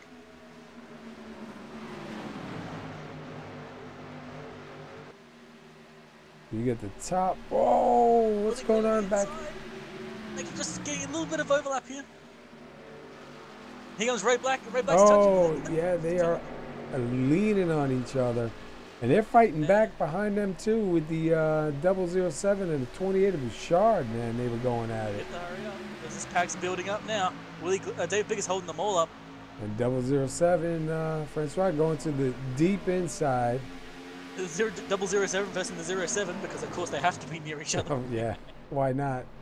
And look at that! Wow. Eaten alive.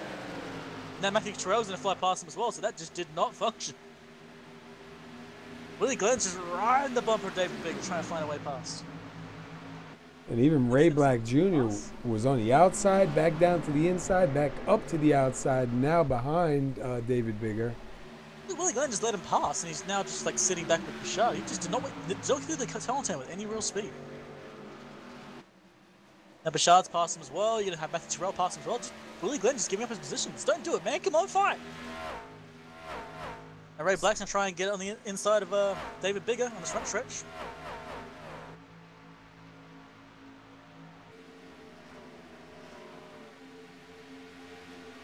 Tuck it back in behind for a little bit longer.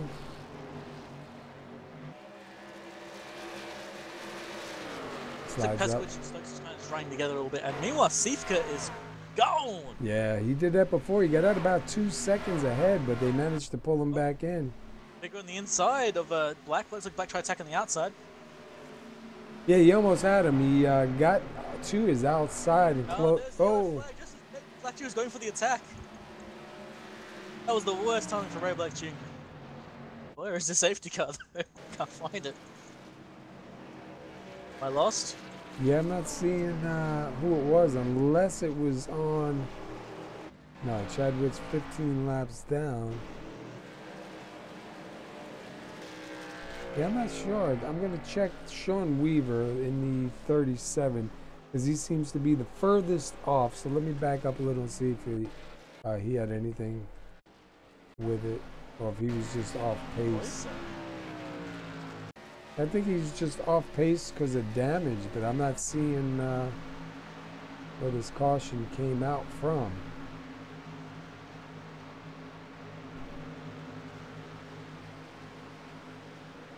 I have nothing. I'm looking around the field and I'm not seeing anything. Yeah, I don't see anything either. I know it wasn't up front where we were looking. Yeah, I'm about to say, I've looked around, I've even paused and looked around there, I could not find anything whatsoever. That was a weird one. Let's try Rob Jenkins real quick.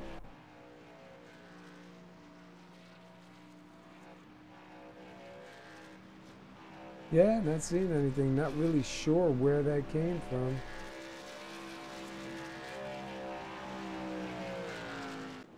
All right, meanwhile, these guys are lined up. We'll see if Nate Seifert is going to bring these guys in. While they do that, we are going to take a short break, and we'll be right back.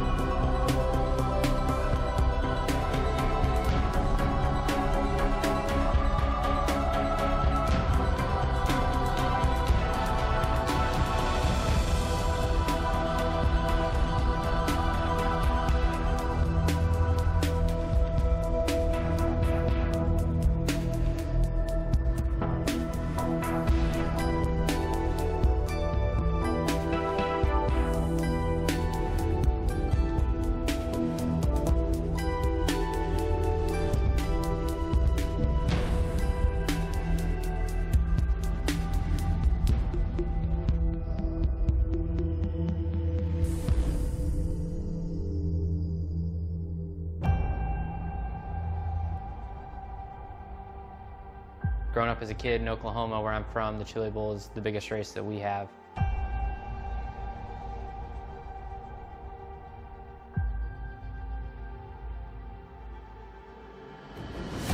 The Chili Bowl has kind of been my favorite race of the year.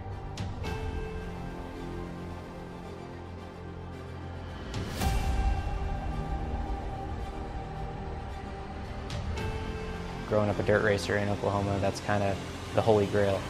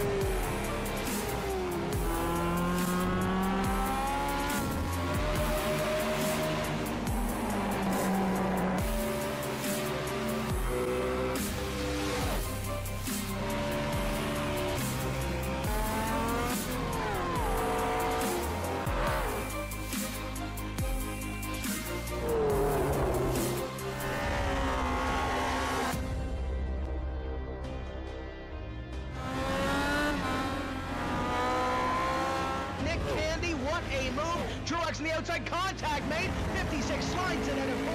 Who's going to be at the stripe? Dead even, give it to Ryan Truex. Truex is your winner over Tandy.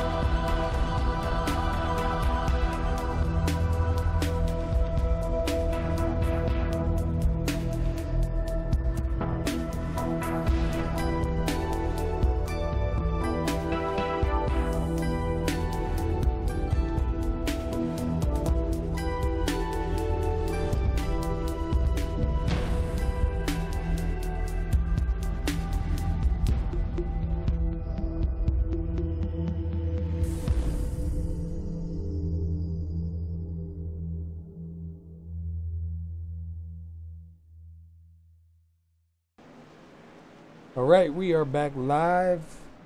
Let's take a quick look at the race summary here on the caution number 8. We've had 12 lead changes. We got 19 laps to go. The temperature did drop. It's now 77 degrees on the track.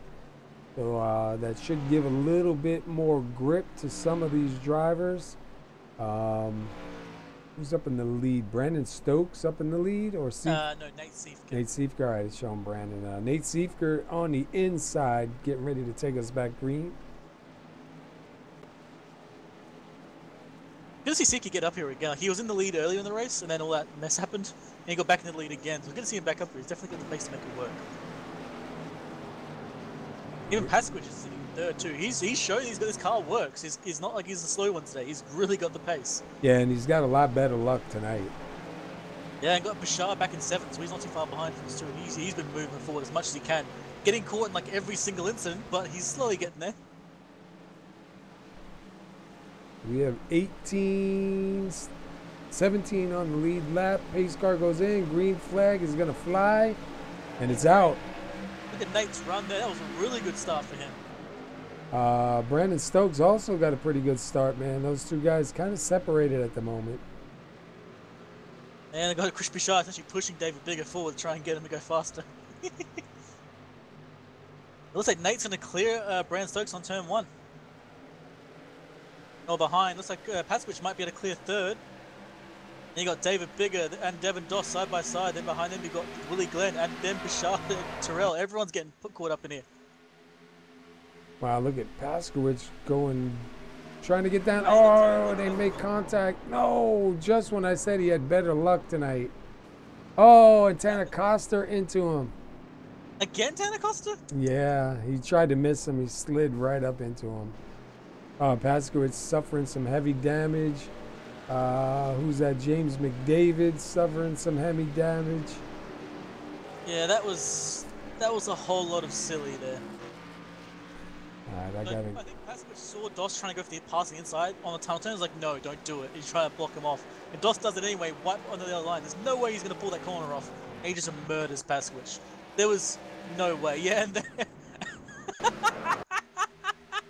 and then I think David Bigger saw that and just started, no, I'm not having any of this, just turns him. Yeah, see here they make contact. Oh, yeah. Right, I don't think Bigger was happy with what Devin Doss did. Yeah, let me drive with Bigger as soon as I can find him. I don't know why I can't find his name on here. There we go. Let me back up again real quick and watch Bigger. Yeah, he keeps on kicking me from him. Hold on, I gotta go live and go back.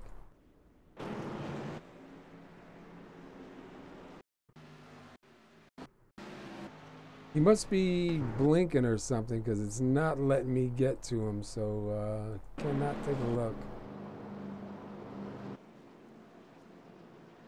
Might be blinking on my end.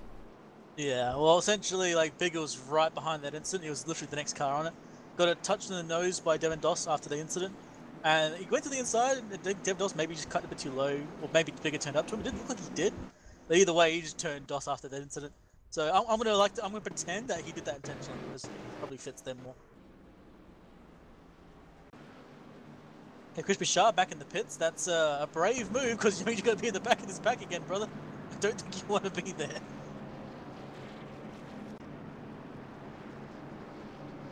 Yeah, I believe I am back live now. Yep. We're 16 laps to go. We're under caution number 9. We have 13 lead changes.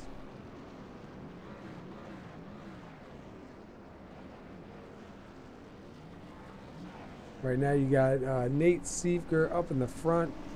I think the scoring order is right. Brandon Stokes, David Bigger, Willie Glenn, Francois Pelletier, Byron Rodney, Ray Black Jr., Matthew Terrell, Chris Bouchard, Robert Dudley rounding out your top 10.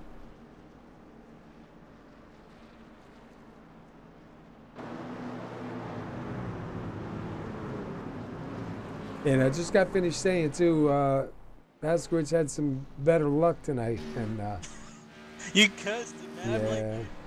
Yeah, that is my fault probably. We can all blame Paul for that one. That was Paul. You said Paskowitz had good luck, and the moment he said it, Paskowitz got murdered in cold blood, dead ahead of him. I feel bad for him too, because he hasn't had the best of luck the last couple of races, and tonight seemed to be doing pretty good. He is back out though, I believe. The way the truck looks, he had that repair left, so he was able to get it fixed and get back out. He's in 14th, so we'll see if he can bring that Godzilla back up to the front. Right in front of him is Lonnie Barrington. I'm going to run through the field real quick. He started 12th. He's sitting 13th. Johnny Antonucci started 22nd. He is 14th. Then you got Corey Boudinot. He started 21st. He's 11th. Chris Bouchard started on the pole. He's back in 9th. Robert Dudley started 8th. He's sitting 10th. Matthew Terrell started 4th. He's sitting up in 8th. Ray Black Jr. started 2nd. He is in 7th. Byron Rodney started 11th. He's up in 6th. Francois Peltar started 24th, and he is up in 5th. Willie Glenn started 19th. Wow, and he's sitting up in 4th. David Bigger started 28th, and he is in 3rd. And then Brandon Stokes started 7th. He is 2nd. And Nate Seifker started 10th, and he is 1st. We got a lot of movers. Oh yeah.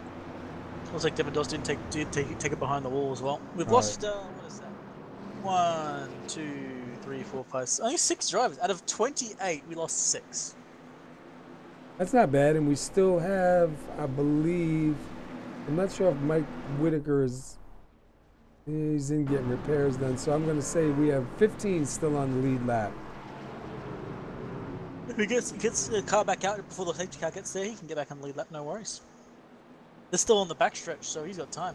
Yeah, that's one good thing as a driver. If you're under caution getting repairs done, you've got time to mess around. Got no time to mess around.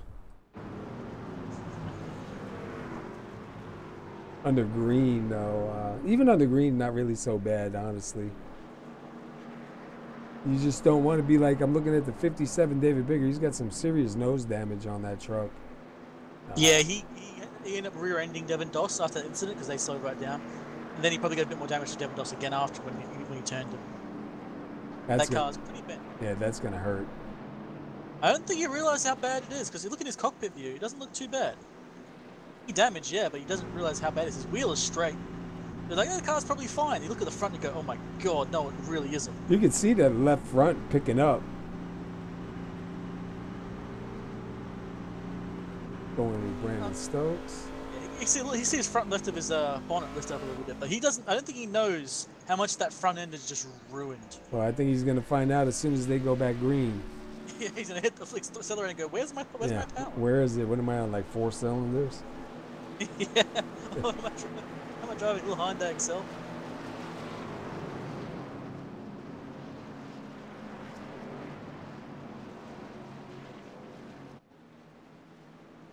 We're at 76 degrees on the track, 69 in the air. Looks like we have cloud coverage again because you can see the sun is not present on a big chunk of this track right now.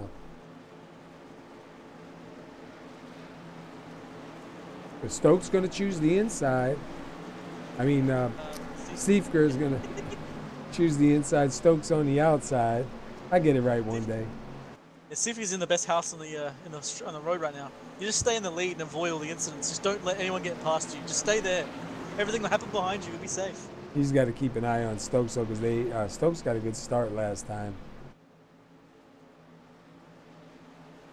Willie Glenn is up there with them, and right behind them is Byron Rodney. You got to watch out for Byron Rodney. He's a student driver.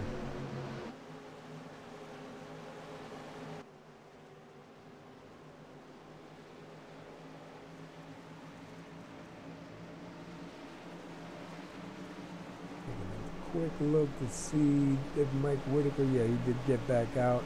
And he is on the lead lap. Pace car's in. And we're green. That's a pretty good start for Seifker again. And once again, Brandon Stokes with a really good run on the outside. And here goes Ray Black. Yeah, Ray Black Jr. down to the inside. We're almost 4 wide there. Just messy. Yeah. Look at Stokes on the outside there, giving Nate Seifker one hell of a run for his money. He actually might get the pass done on the outside on turn 1. It's a really good runoff. He actually clears him. Yeah, he powered down. And Ray Black moved from 6th to 3rd. And look behind him. 3 wide, yeah. They managed to hold it. No one gets caught in an incident there. That's well done. Apparently David Bigger's car is fine. He's currently making an attack on Francois Pelletier again. On the inside of him. And he's trying. You saw him trying to slide it up. He just wasn't quite clear. Apparently that car's not too badly damaged at all. It just must be cosmetic, I guess, because that thing is doing really well. Yeah, I thought for sure he was going to drop back like a stone. And look at the top three, nose to tail. Oh yeah, Ray Black Jr.'s up here again. Brandon Stokes is here, Nate Seeker's here.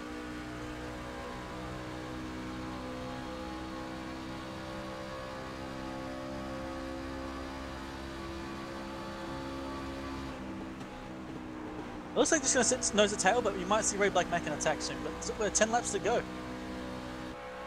Whoa, there's a big kerfuffle going on further back. They're now 4 wide after the tunnel turn. It looks like Bashard's going to get past almost everyone from 9th all the way up to 6th. Maybe even 5th, I think. Actually, that would probably be more. Actually, yeah, he's going to be in 4th position. Oh, that's close. Oh, Byron Rodney gets hit. Chris Wow. Bashard just moved 9th to 4th in 1 corner. Fortunately, Byron Rodney, I think that was Francois Pellevier. Yeah. And that started a little bit further back when they were just about 4 wide. Oh yeah, you know, watch the exit of the tunnel turn, just watch how things develop. Things got from like good to bad to worse, just got really messy real quick. So it looks like Francois had a bad exit. Big was getting on his inside, but he ended up touching the wall, he lost a lot of pace. Then you have Dudley all the way on the inside, and then all of a sudden Bashard comes out of nowhere like a rocket ship. Yeah, Bouchard was the big winner on that one. Go back, let's watch that with Bouchard. Oh, he just had an amazing run. Ronnie gets past Francois on the outside. Then Ronnie goes to the inside of Robert Dudley. And it looks like, yeah, he bangs into Dudley, slams into Francois, and that's it. GG for those guys. That was actually really good racing for everyone there. They were 4 wide. That wasn't really what caused the incident. No.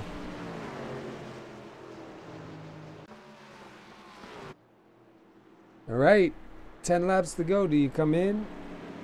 Hell yeah, you just got to do it. Yeah, you got to.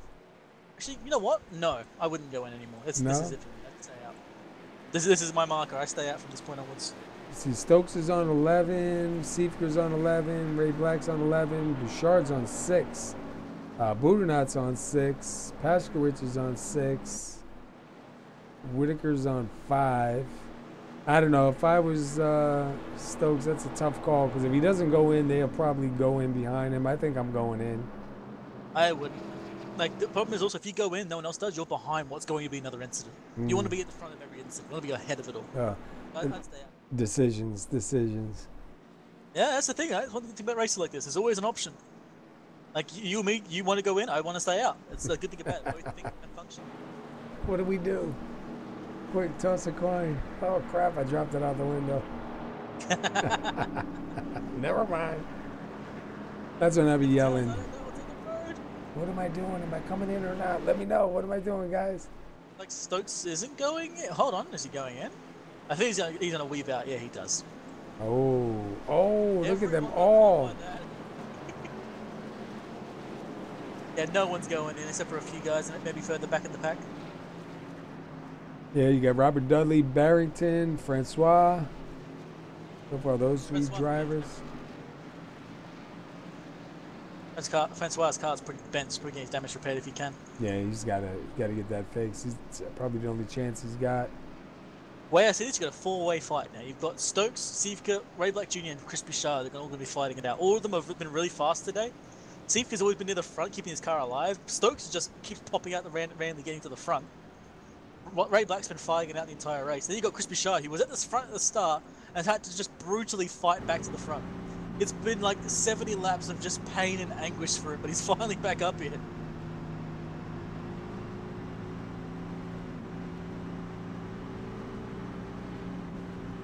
I don't know if I see David Bigger being able to fight in this pack here. I think that damage might cost him now.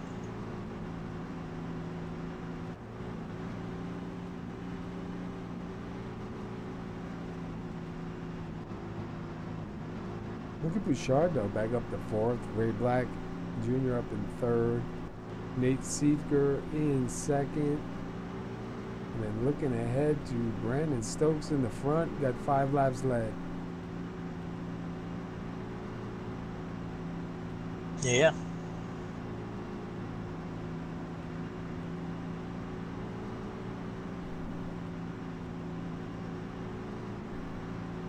Let's take a quick look. We're into caution number 10, 14 lead changes right now, 9 laps to go. See if the lights go off this time by.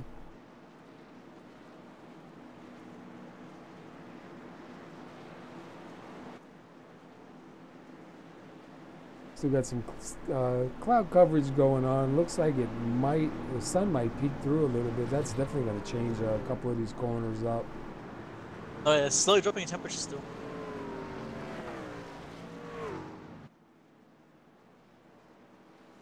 The lights are not out.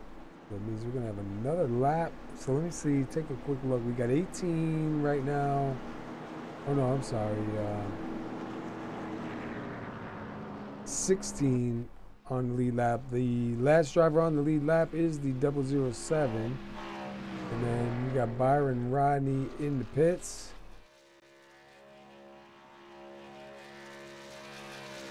Not sure if he took it behind the wall or not.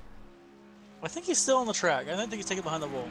Yeah, Francois is back on No, Byron Rodney, 75. He's put it behind. I think he's done for the night. Because I didn't see him even in pit row.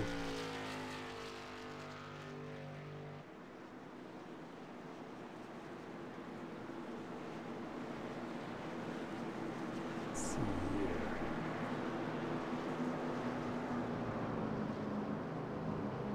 A lot of the guys up in the front look like the trucks are pretty decent. Yeah, like front 3 or 4 cars are pretty reasonable at the moment. Brandon Stokes looks like he's got a completely fresh car. Yeah. So does Nate Siefka. But Ray Black actually took his fast repair at some point because he's not got any rear end damage. Yeah, he's got a pretty straight car. It looks like David Bigger's got a little bit of damage. Corey Budnat's got a little bit of damage. Yeah, Bigger's front end is messed up for sure. Terrell looks pretty clean. Glenn looks clean. Paskowitz looks clean. Antonucci looks clean. Then you go back to Tanacosta. He still has some front and rear damages. What about Mike Whitaker in the 707? A little bit of front end damage. I'll have to wait for him to pass by and take a look at the back. The 23 actually looks pretty good too. Lonnie Barrington. And the 49 W don't look bad at all either. What's Stokes doing?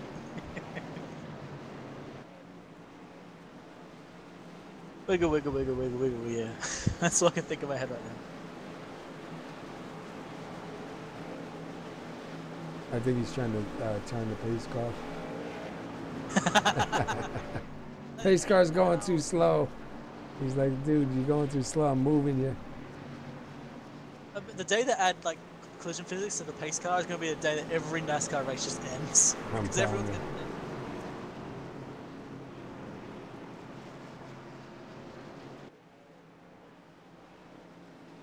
You see what time of day we're at? Yeah, yeah. We're looking at what, 5:30 p.m. Wow.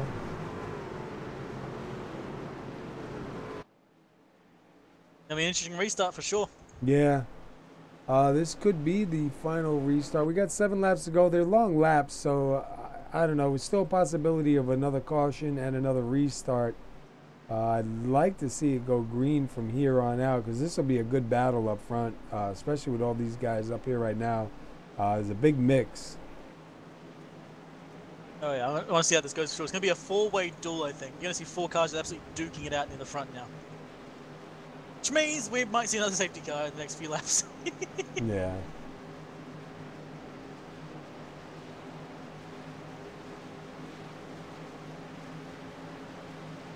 So we have a reversal up here because you got Stokes on the inside and Seifler on the outside now. Yeah. But Stokes has got the lead this time, so see how this goes. Pace car's about to go in, so pace car is digging in. And there's the green. Looks like Stokes and Ray Black get really good restarts. Ray Black's going to try and go the inside already. And Stokes blocking him. Wow. It's one bad thing about blocking. You got to be prepared for the worst. Yeah, for the consequences of it. And look at Ray Black fighting hard on the inside. Here comes Seifler on the outside. Yeah, Stokes managed that block actually seemed to work for Stokes as well. 3 wide further back. Wow, Oh, Pasquards gets by. And you got Chris Bouchard getting past Seeker on the inside, going to the tunnel turn. This might end up being a crossover by Seeker if he can get the throttle down. It looks like Matthew Terrell's getting back into the fight. Yeah. He actually moved he's from 7th into 4th. Yeah, and he's looking right now on the inside of Seifker going through the tunnel. This is not what Seeker wants to see at all. He wants to try and fight the guys ahead, not defend from behind. He needs to get back on that podium. You see Chris Bouchard closing on Ray Black Jr. actually.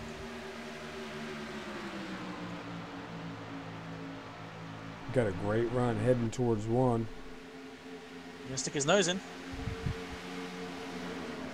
There's gonna be a crossover, I think. Watch Ray Black coming in his inside, but looks like nope. Bouchard's just gonna hold the inside line there a bit. But Ray Black will re-attack on the inside. He's gonna shoot. All right. But it looks like Bouchard's gonna get the better run there. And look at that, he just clears him. Let's go back a little bit. Terrell was fighting with Nate Seeker, but he's backed away again. You got Budnop making a pass right now on the 12 of Willie Glenn. And here comes the 57 of Bigger trying to work a little something here. Yeah. And here we see Chris Bouchard actually closing on Brad Stokes. On Brandon Stokes, sorry. Brandon. Wrong word. Close. Yeah, I got the B right. Alright, 2 laps to go. Or 3 laps. No, 3 laps to go. 4. Is it 4? 4, That's yeah. 3. You don't know how to count. I'm kidding. It is 4 laps. I'm just silly. Alright, but look at Bouchard. Got close to getting to Brandon Stokes now. Yeah, he's really pushing it hard now. Even Ray Black Jr. is trying to push it really hard. And look at Seifker trying to hold off Terrell and Paskowicz.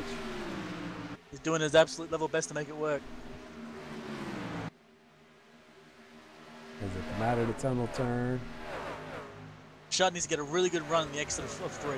He's got to get that run off. He's all the way on that ripple slip through. He's getting as much speed as he can. Doesn't have the pace this lap.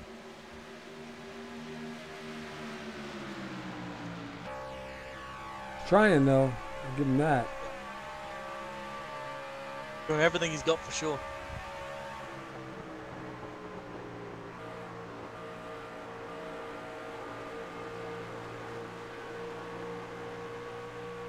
You have to hurry up about this because if he doesn't do it fast enough, we're going to have Ray Black Jr. coming on his rear soon. And him attacking back as well. Meanwhile, Nate Seeker is still defending against Matthew Terrell too.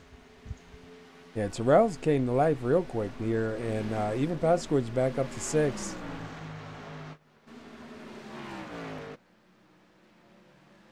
Look at the, who's that? That's Dudley, Bigger, and Barrington back here, 8th, 9th, and 10th. Go back up to Bouchard. Oh, he had a run there. He's still got a bit of pace on him. I wonder if Stokes is going to try and block. He is. Yeah. Nope, Bouchard's not going to let that happen. He's going to get alongside.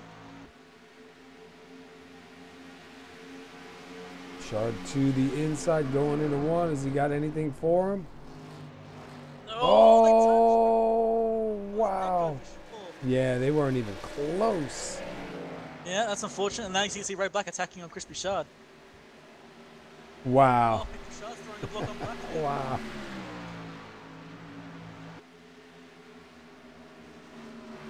Ray Black way down.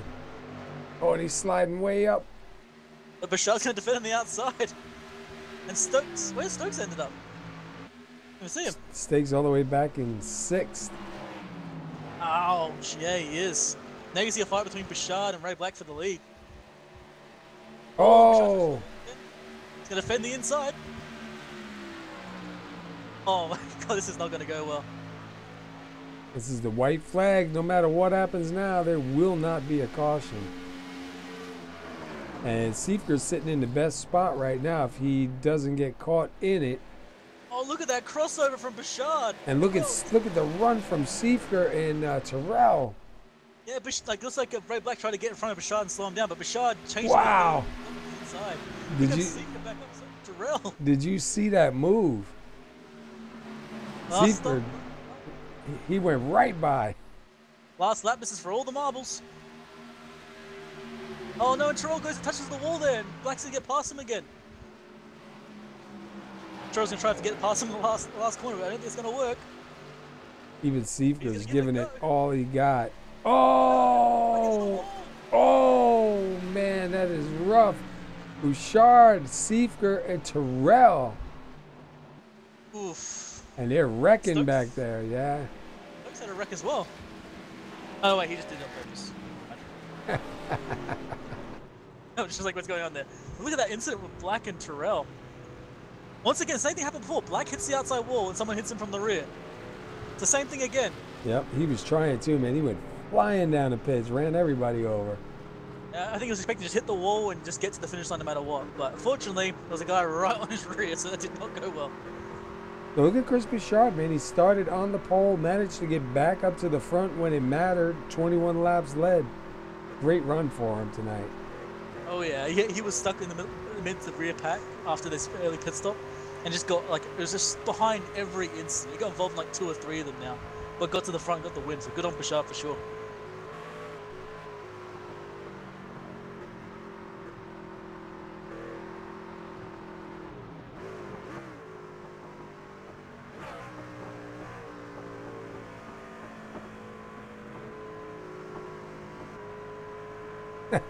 I like his name he's got rolling on there. Yeah. And his truck's looking pretty good.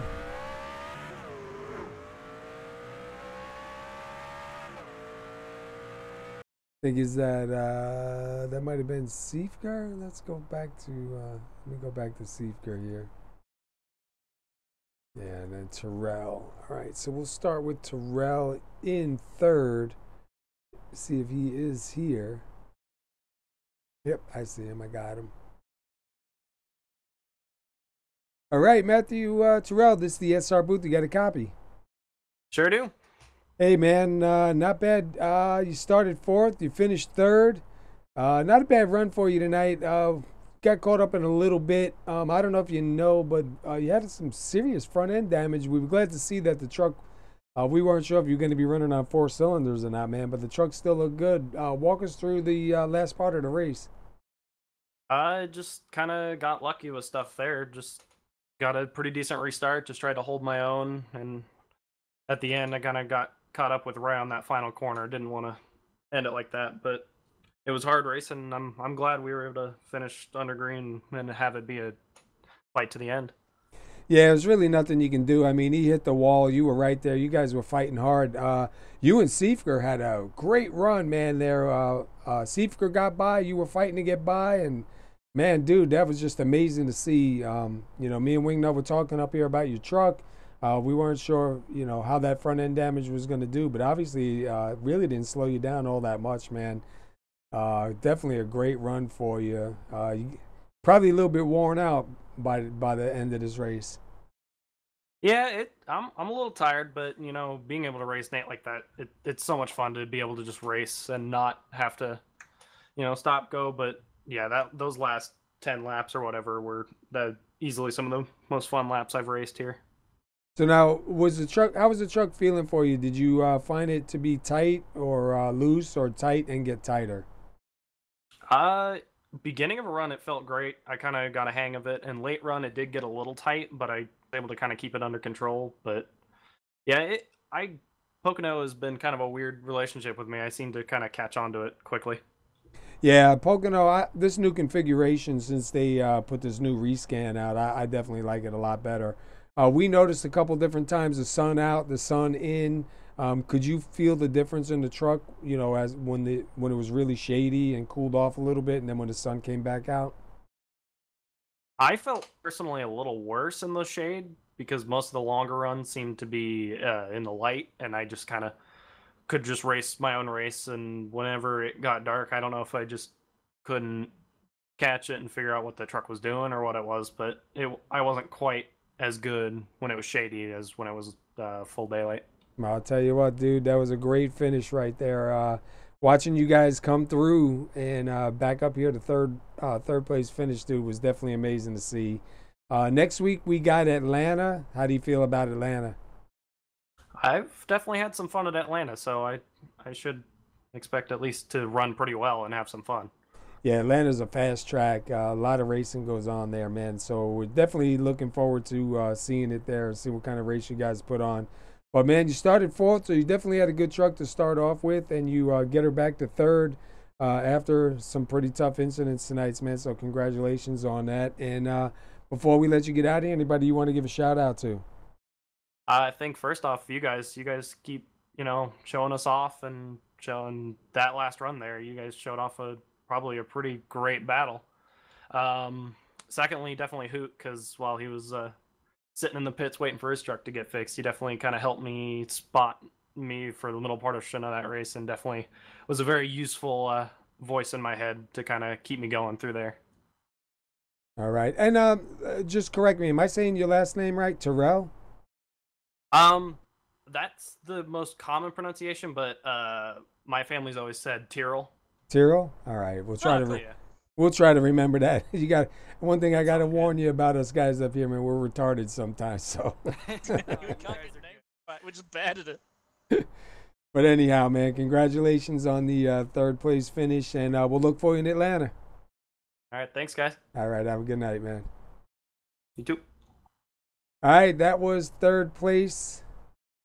Dude, see, just that quick, I forgot.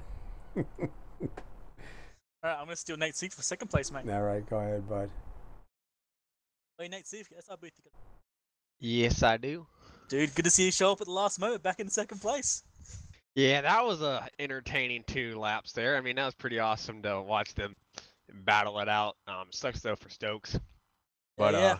Was that, look at us, you fell back at the start of that restart. Was that a plan, or did you just happened in front of you, like someone just perfectly made it for you? Just didn't get that second to third shift right, I think. And I think Ray just gave Stokes a really good push. And then I just didn't get it right. So at that moment, I thought I saw the podium slip away, and I was really upset because I'd been running up front all day. I came back to the front after me and Ray hit the wall and I spun, so I was a little dejected, and I was really hoping that something crazy was going to happen in front, and then next thing I know, they're just going everywhere. It sucks for Stokes that he spun. I think that really sucks, and he's running a great race, and then it sucks that Ray just had his issue, but I mean, it was really fun to just drive through that, and that was the most exciting last lap that I've participated in a while. Oh yeah, I gotta say, during most of this race, you kept up being either in the lead or near the lead until that incident. Like, was that the plan, just to get ahead and stay away from everybody, or was it just a thing that happened for you? I'm pretty fast here. I turned 2. I think I was the fastest through all night long. That long run that we had, I would gain a second in that turn and then lose 2/10 in the other 2 turns. So if it wasn't for turn 2, I probably wouldn't have been as strong. I was really strong in that corner compared to everybody else. But I think tonight it was just I had a really good feel for the truck. It sucks that we had that many cautions though, and I'm sure it wasn't very fun for a broadcasting standpoint. I'm sure you guys did a great job with it though. But I think we could have done better. But we learn from stuff that happens like this, and hopefully we make it better. Yeah, well, you talking about how the car felt there. How did it feel at the start? How did it change? Did it get tight? Did it get loose? Like, how did it feel for you? I mean, I didn't feel a whole lot of change. If it was any change, there was more grip. The track cooled considerably. I think race start we were at 102, the track temp, and when the race ended, I think we were at 76. So it cooled off 30 degrees due to the shade was really prominent in that later stage of the race. So I think it was a lot of the track conditions cooling off gave us more grip overall is what happened. But overall, the truck felt really good. I think some people had issues with it, being a little tight on exit. And I would agree with that consensus, but I think the truck overall tonight was a very good fit, and I liked the way that it felt overall. It was a good setup that we had, and I'm really pleased with, I think, the quality of racing that we should have had tonight. I don't think we did have it to the best degree, but I'm really proud of the racing that we saw throughout most of the field, I guess, and especially at the front. You're talking about the car being tight there. With the pit strategy, did you ever consider doing right sides? I can't remember if you did 2 tire strategies, but was that ever a thought in your mind to take 2 tires and get looser? I did a couple times. just to have fresh tires to a degree. The tire wear wasn't that bad, but you never knew when that long green flag run was going to happen, and then the tire wear would kick in. I did it a couple times. I did it with Byron. Byron was the one who wanted to do 2-tire strategies quite a bit. And I think on that last stop, I think I did take 2 tires. Maybe, I'm not sure entirely, but it's kind of just picking the right time to choose it. If you did more than about 5 laps, or 6 laps, you took 4. If you did less than that, you took 2, or you just stayed out. And I think it was, a right call. I made the right calls at the end there. I had it, not as much fuel in the truck, which helped with the straight line speed. But I think, the racing and the way that we had with different strategies, was kind of difficult. I think we saw a couple incidents tonight at the front with people not taking tires, and I think that caused, some incidents tonight, which is a shame. But I mean, overall, I think the racing tonight was very fair. I think the racing was very good, and I'm really proud of the league and how we conduct ourselves a majority of the time, especially on restarts and especially with some racing that we do. Well, hey, you made it one hell of a show during the end there, man. It was absolutely magical to see you go from about 4th up to 2nd place at the last moment. Before you head out, mate, got any shoutouts for us? I'd like to thank my entire team. I'd like to thank Tony, who was up in race control tonight, Kevin, Willie, of course, Byron, who, of course, he had a rough night tonight, and gotta give a shout out to my beautiful, amazing girlfriend. Of course, we have to do that, or else I might get in trouble. And other than that, I think it was, thank anybody who's helped me in the past, present, and the future. Well, if I can, I gotta say one thing, man. That move at the end that you did, dude, you came out like shot out of a cannon, made that pass, jumped back into the hole, clean, hard, and fast, dude. That was definitely impressive. Yeah, I was hoping that I would get clear of him, and I didn't want him to have an opportunity to pass me in turn 2, so that's why I kind of shut that door. A little mean, probably, but that's the last lap of the race. I'm going to be as mean as I can be, especially at that point. So, I mean, I think me and Matthew were really racing hard towards the end there. I wasn't even thinking about the top 3 really, except for them crashing. And then we got to him. I all of a sudden realized, oh, Matthew's right with me. I hope he doesn't, pass me. And I guess he just wasn't quite there, I guess. So I'm kind of glad that he wasn't there. So I got 2nd. I'll take it.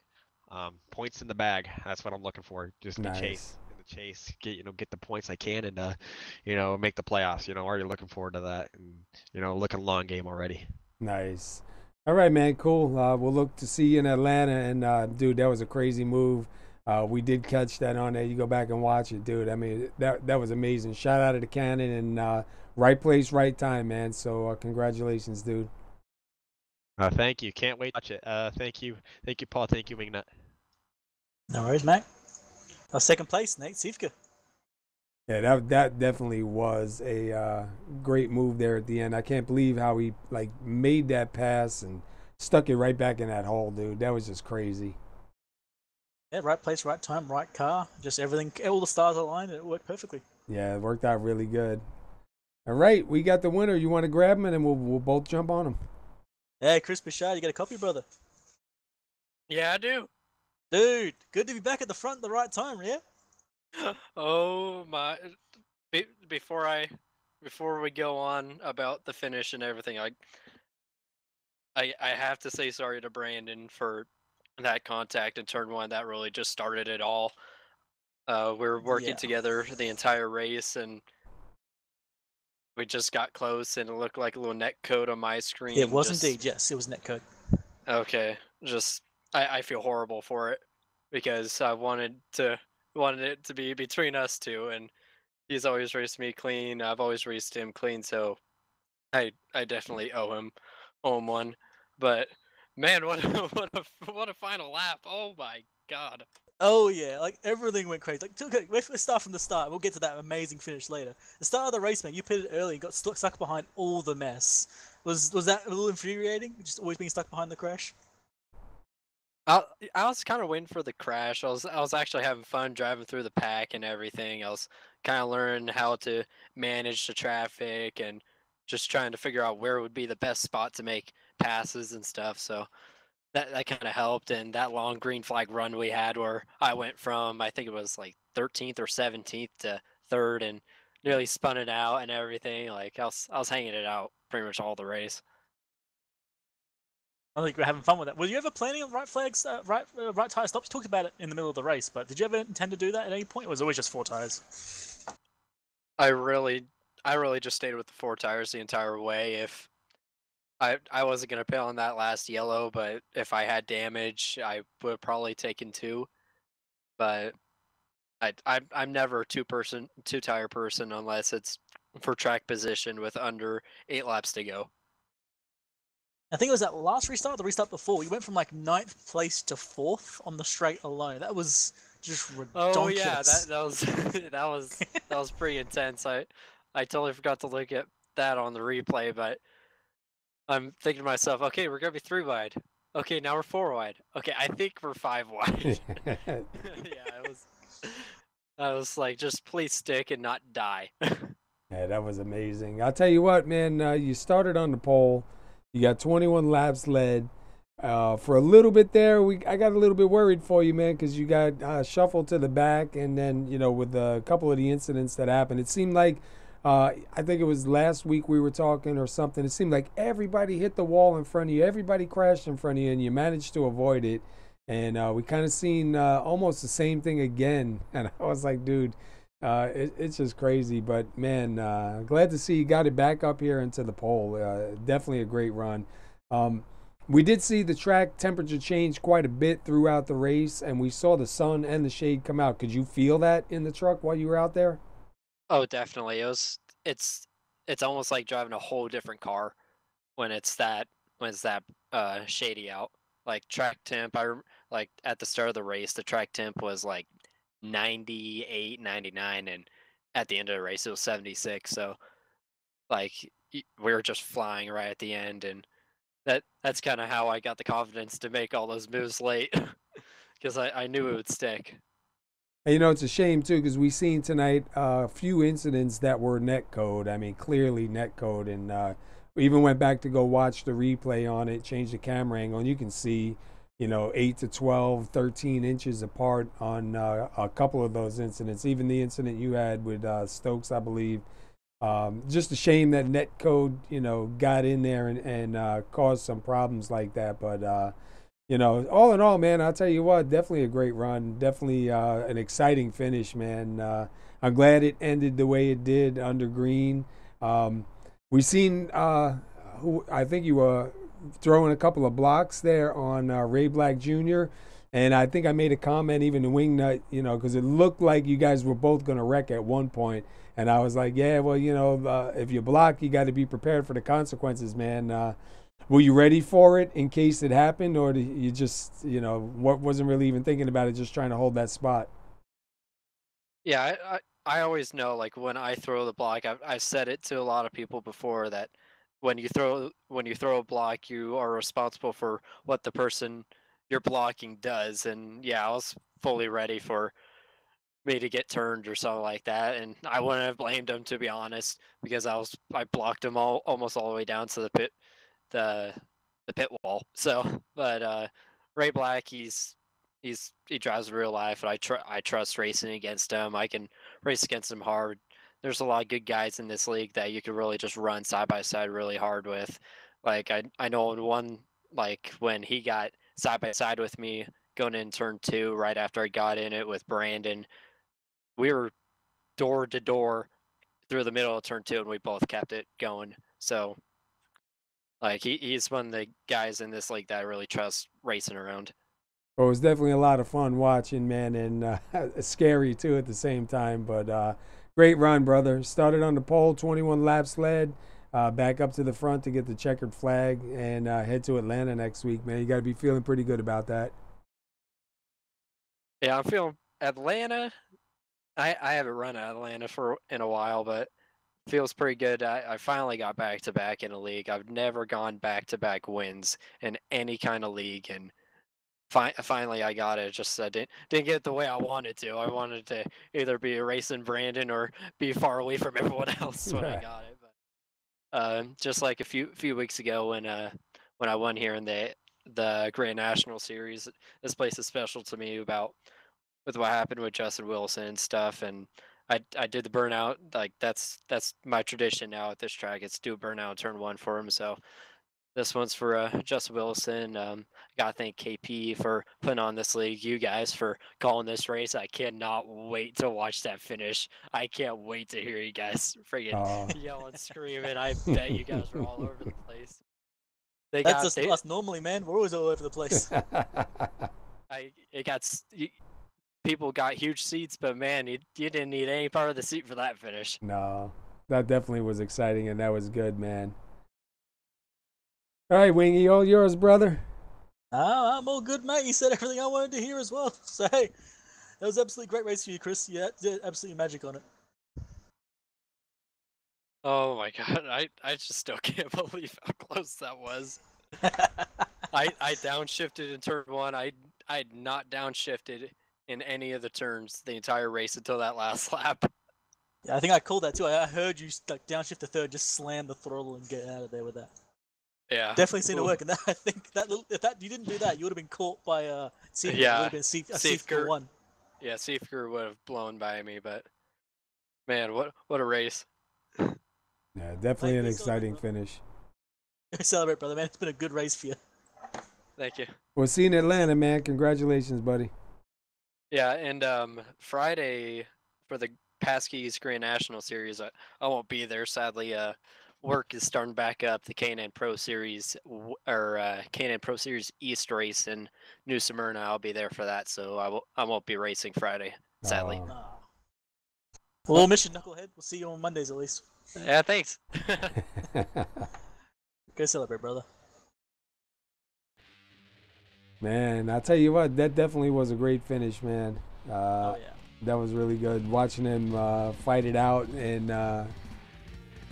Ray Black Jr. and him, they really did a good job. I mean, they did, they were there were some blocks being thrown, but they really raced each other pretty clean. Unfortunate for Ray Black Jr. Hitting the wall, I believe it was, coming out of 3 and down into the pits on that final lap. But it's all or nothing. Yeah. Behind touched him. It happened twice the same way. Yeah. So bad luck, I guess. Yeah, and plus when you come into like you heard a couple of guys say, when you come into the end of the race, last lap or two, last couple laps, yeah, you got to go, man. Time to go. But definitely a good race here. Let me run over the summary real quick. We've had 10 cautions, 15 lead changes. We had 80 laps for 200 miles here at Pocono. Right now, the track temperature is 76 degrees. I believe it started somewhere up in the 90s. And Chris Bouchard started on the pole. Kind of got mired back a little bit a couple of times. And managed to work his way back up for an exciting finish, man, for 21 laps led. We'll see what is going to go on over in Atlanta next week, so be sure to tune in next week in Atlanta. We'll go over the results, and we'll pack it up and get out of here, man. Sound good?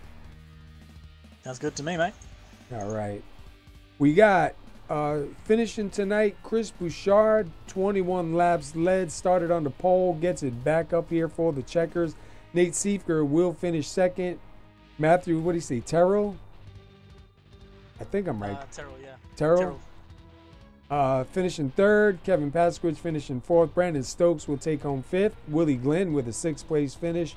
Robert Dudley will take 7th. Lonnie Barrington 8th. David Bigger 9th. Tanner Coster will finish 10th. We got Corey Boudinot in 11th. Johnny Antonucci 12th. Mike Whitaker 13th. Sean Weaver 14th.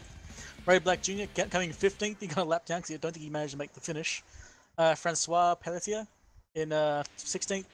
James McDavid 17th. Rob Jenkins 18th. Byron Rodney 19th. And then Devin Dawson 20th. I guess I'll finish him off for you, mate. All 21st, right. Bob Lacavara. 22nd, Michael Atkins Jr. 23rd, Mark Jenkins. 24th, Chad Witt. 25th, Paul Crumray. 26th, Hoot Baker. 27th, Ron Hollifield. And 28th is Jeff Hollingsworth. Nice. And a quick little note as well. Got a message from, I think it was from the race control, that apparently Willie Glenn got like the fastest mover or something like that. Something like that. Biggest mover of the night. Yeah. Yeah. Wow, congratulations to Willie. Yeah, he he does that every week, man. You see him especially if he doesn't get taken out or get caught into it. You know, we've seen he had some bad luck also. But he'll be quiet for a good part of the race. Sometimes you even see him fall back down a lap, but managed to get back up to the top 10, top 15, you know. And even Paskowicz with a 4th place finish here, man. He had an up and down. He had a pretty up night, and then, you know, just when I said he was having a good night, good luck, boom. Yeah. But he got back here to a 4th place finish, so that's good, man. So hopefully in Atlanta we'll see Kevin actually stay up in the front and avoid some of that, man. But not a bad race. We'll be leaving Pocono and heading to Atlanta. So we appreciate everybody tuning in. Wingnut, as always, thank you for being here with me, man. It's a lot of fun calling the races with you. And Wednesday night you'll be here with Adam, I believe, for Somo. And then we'll be back on Friday with the Grand Nationals at Paskys. So tune in, everybody. Have yourself a safe week, and we'll see you then. Have a good one, guys.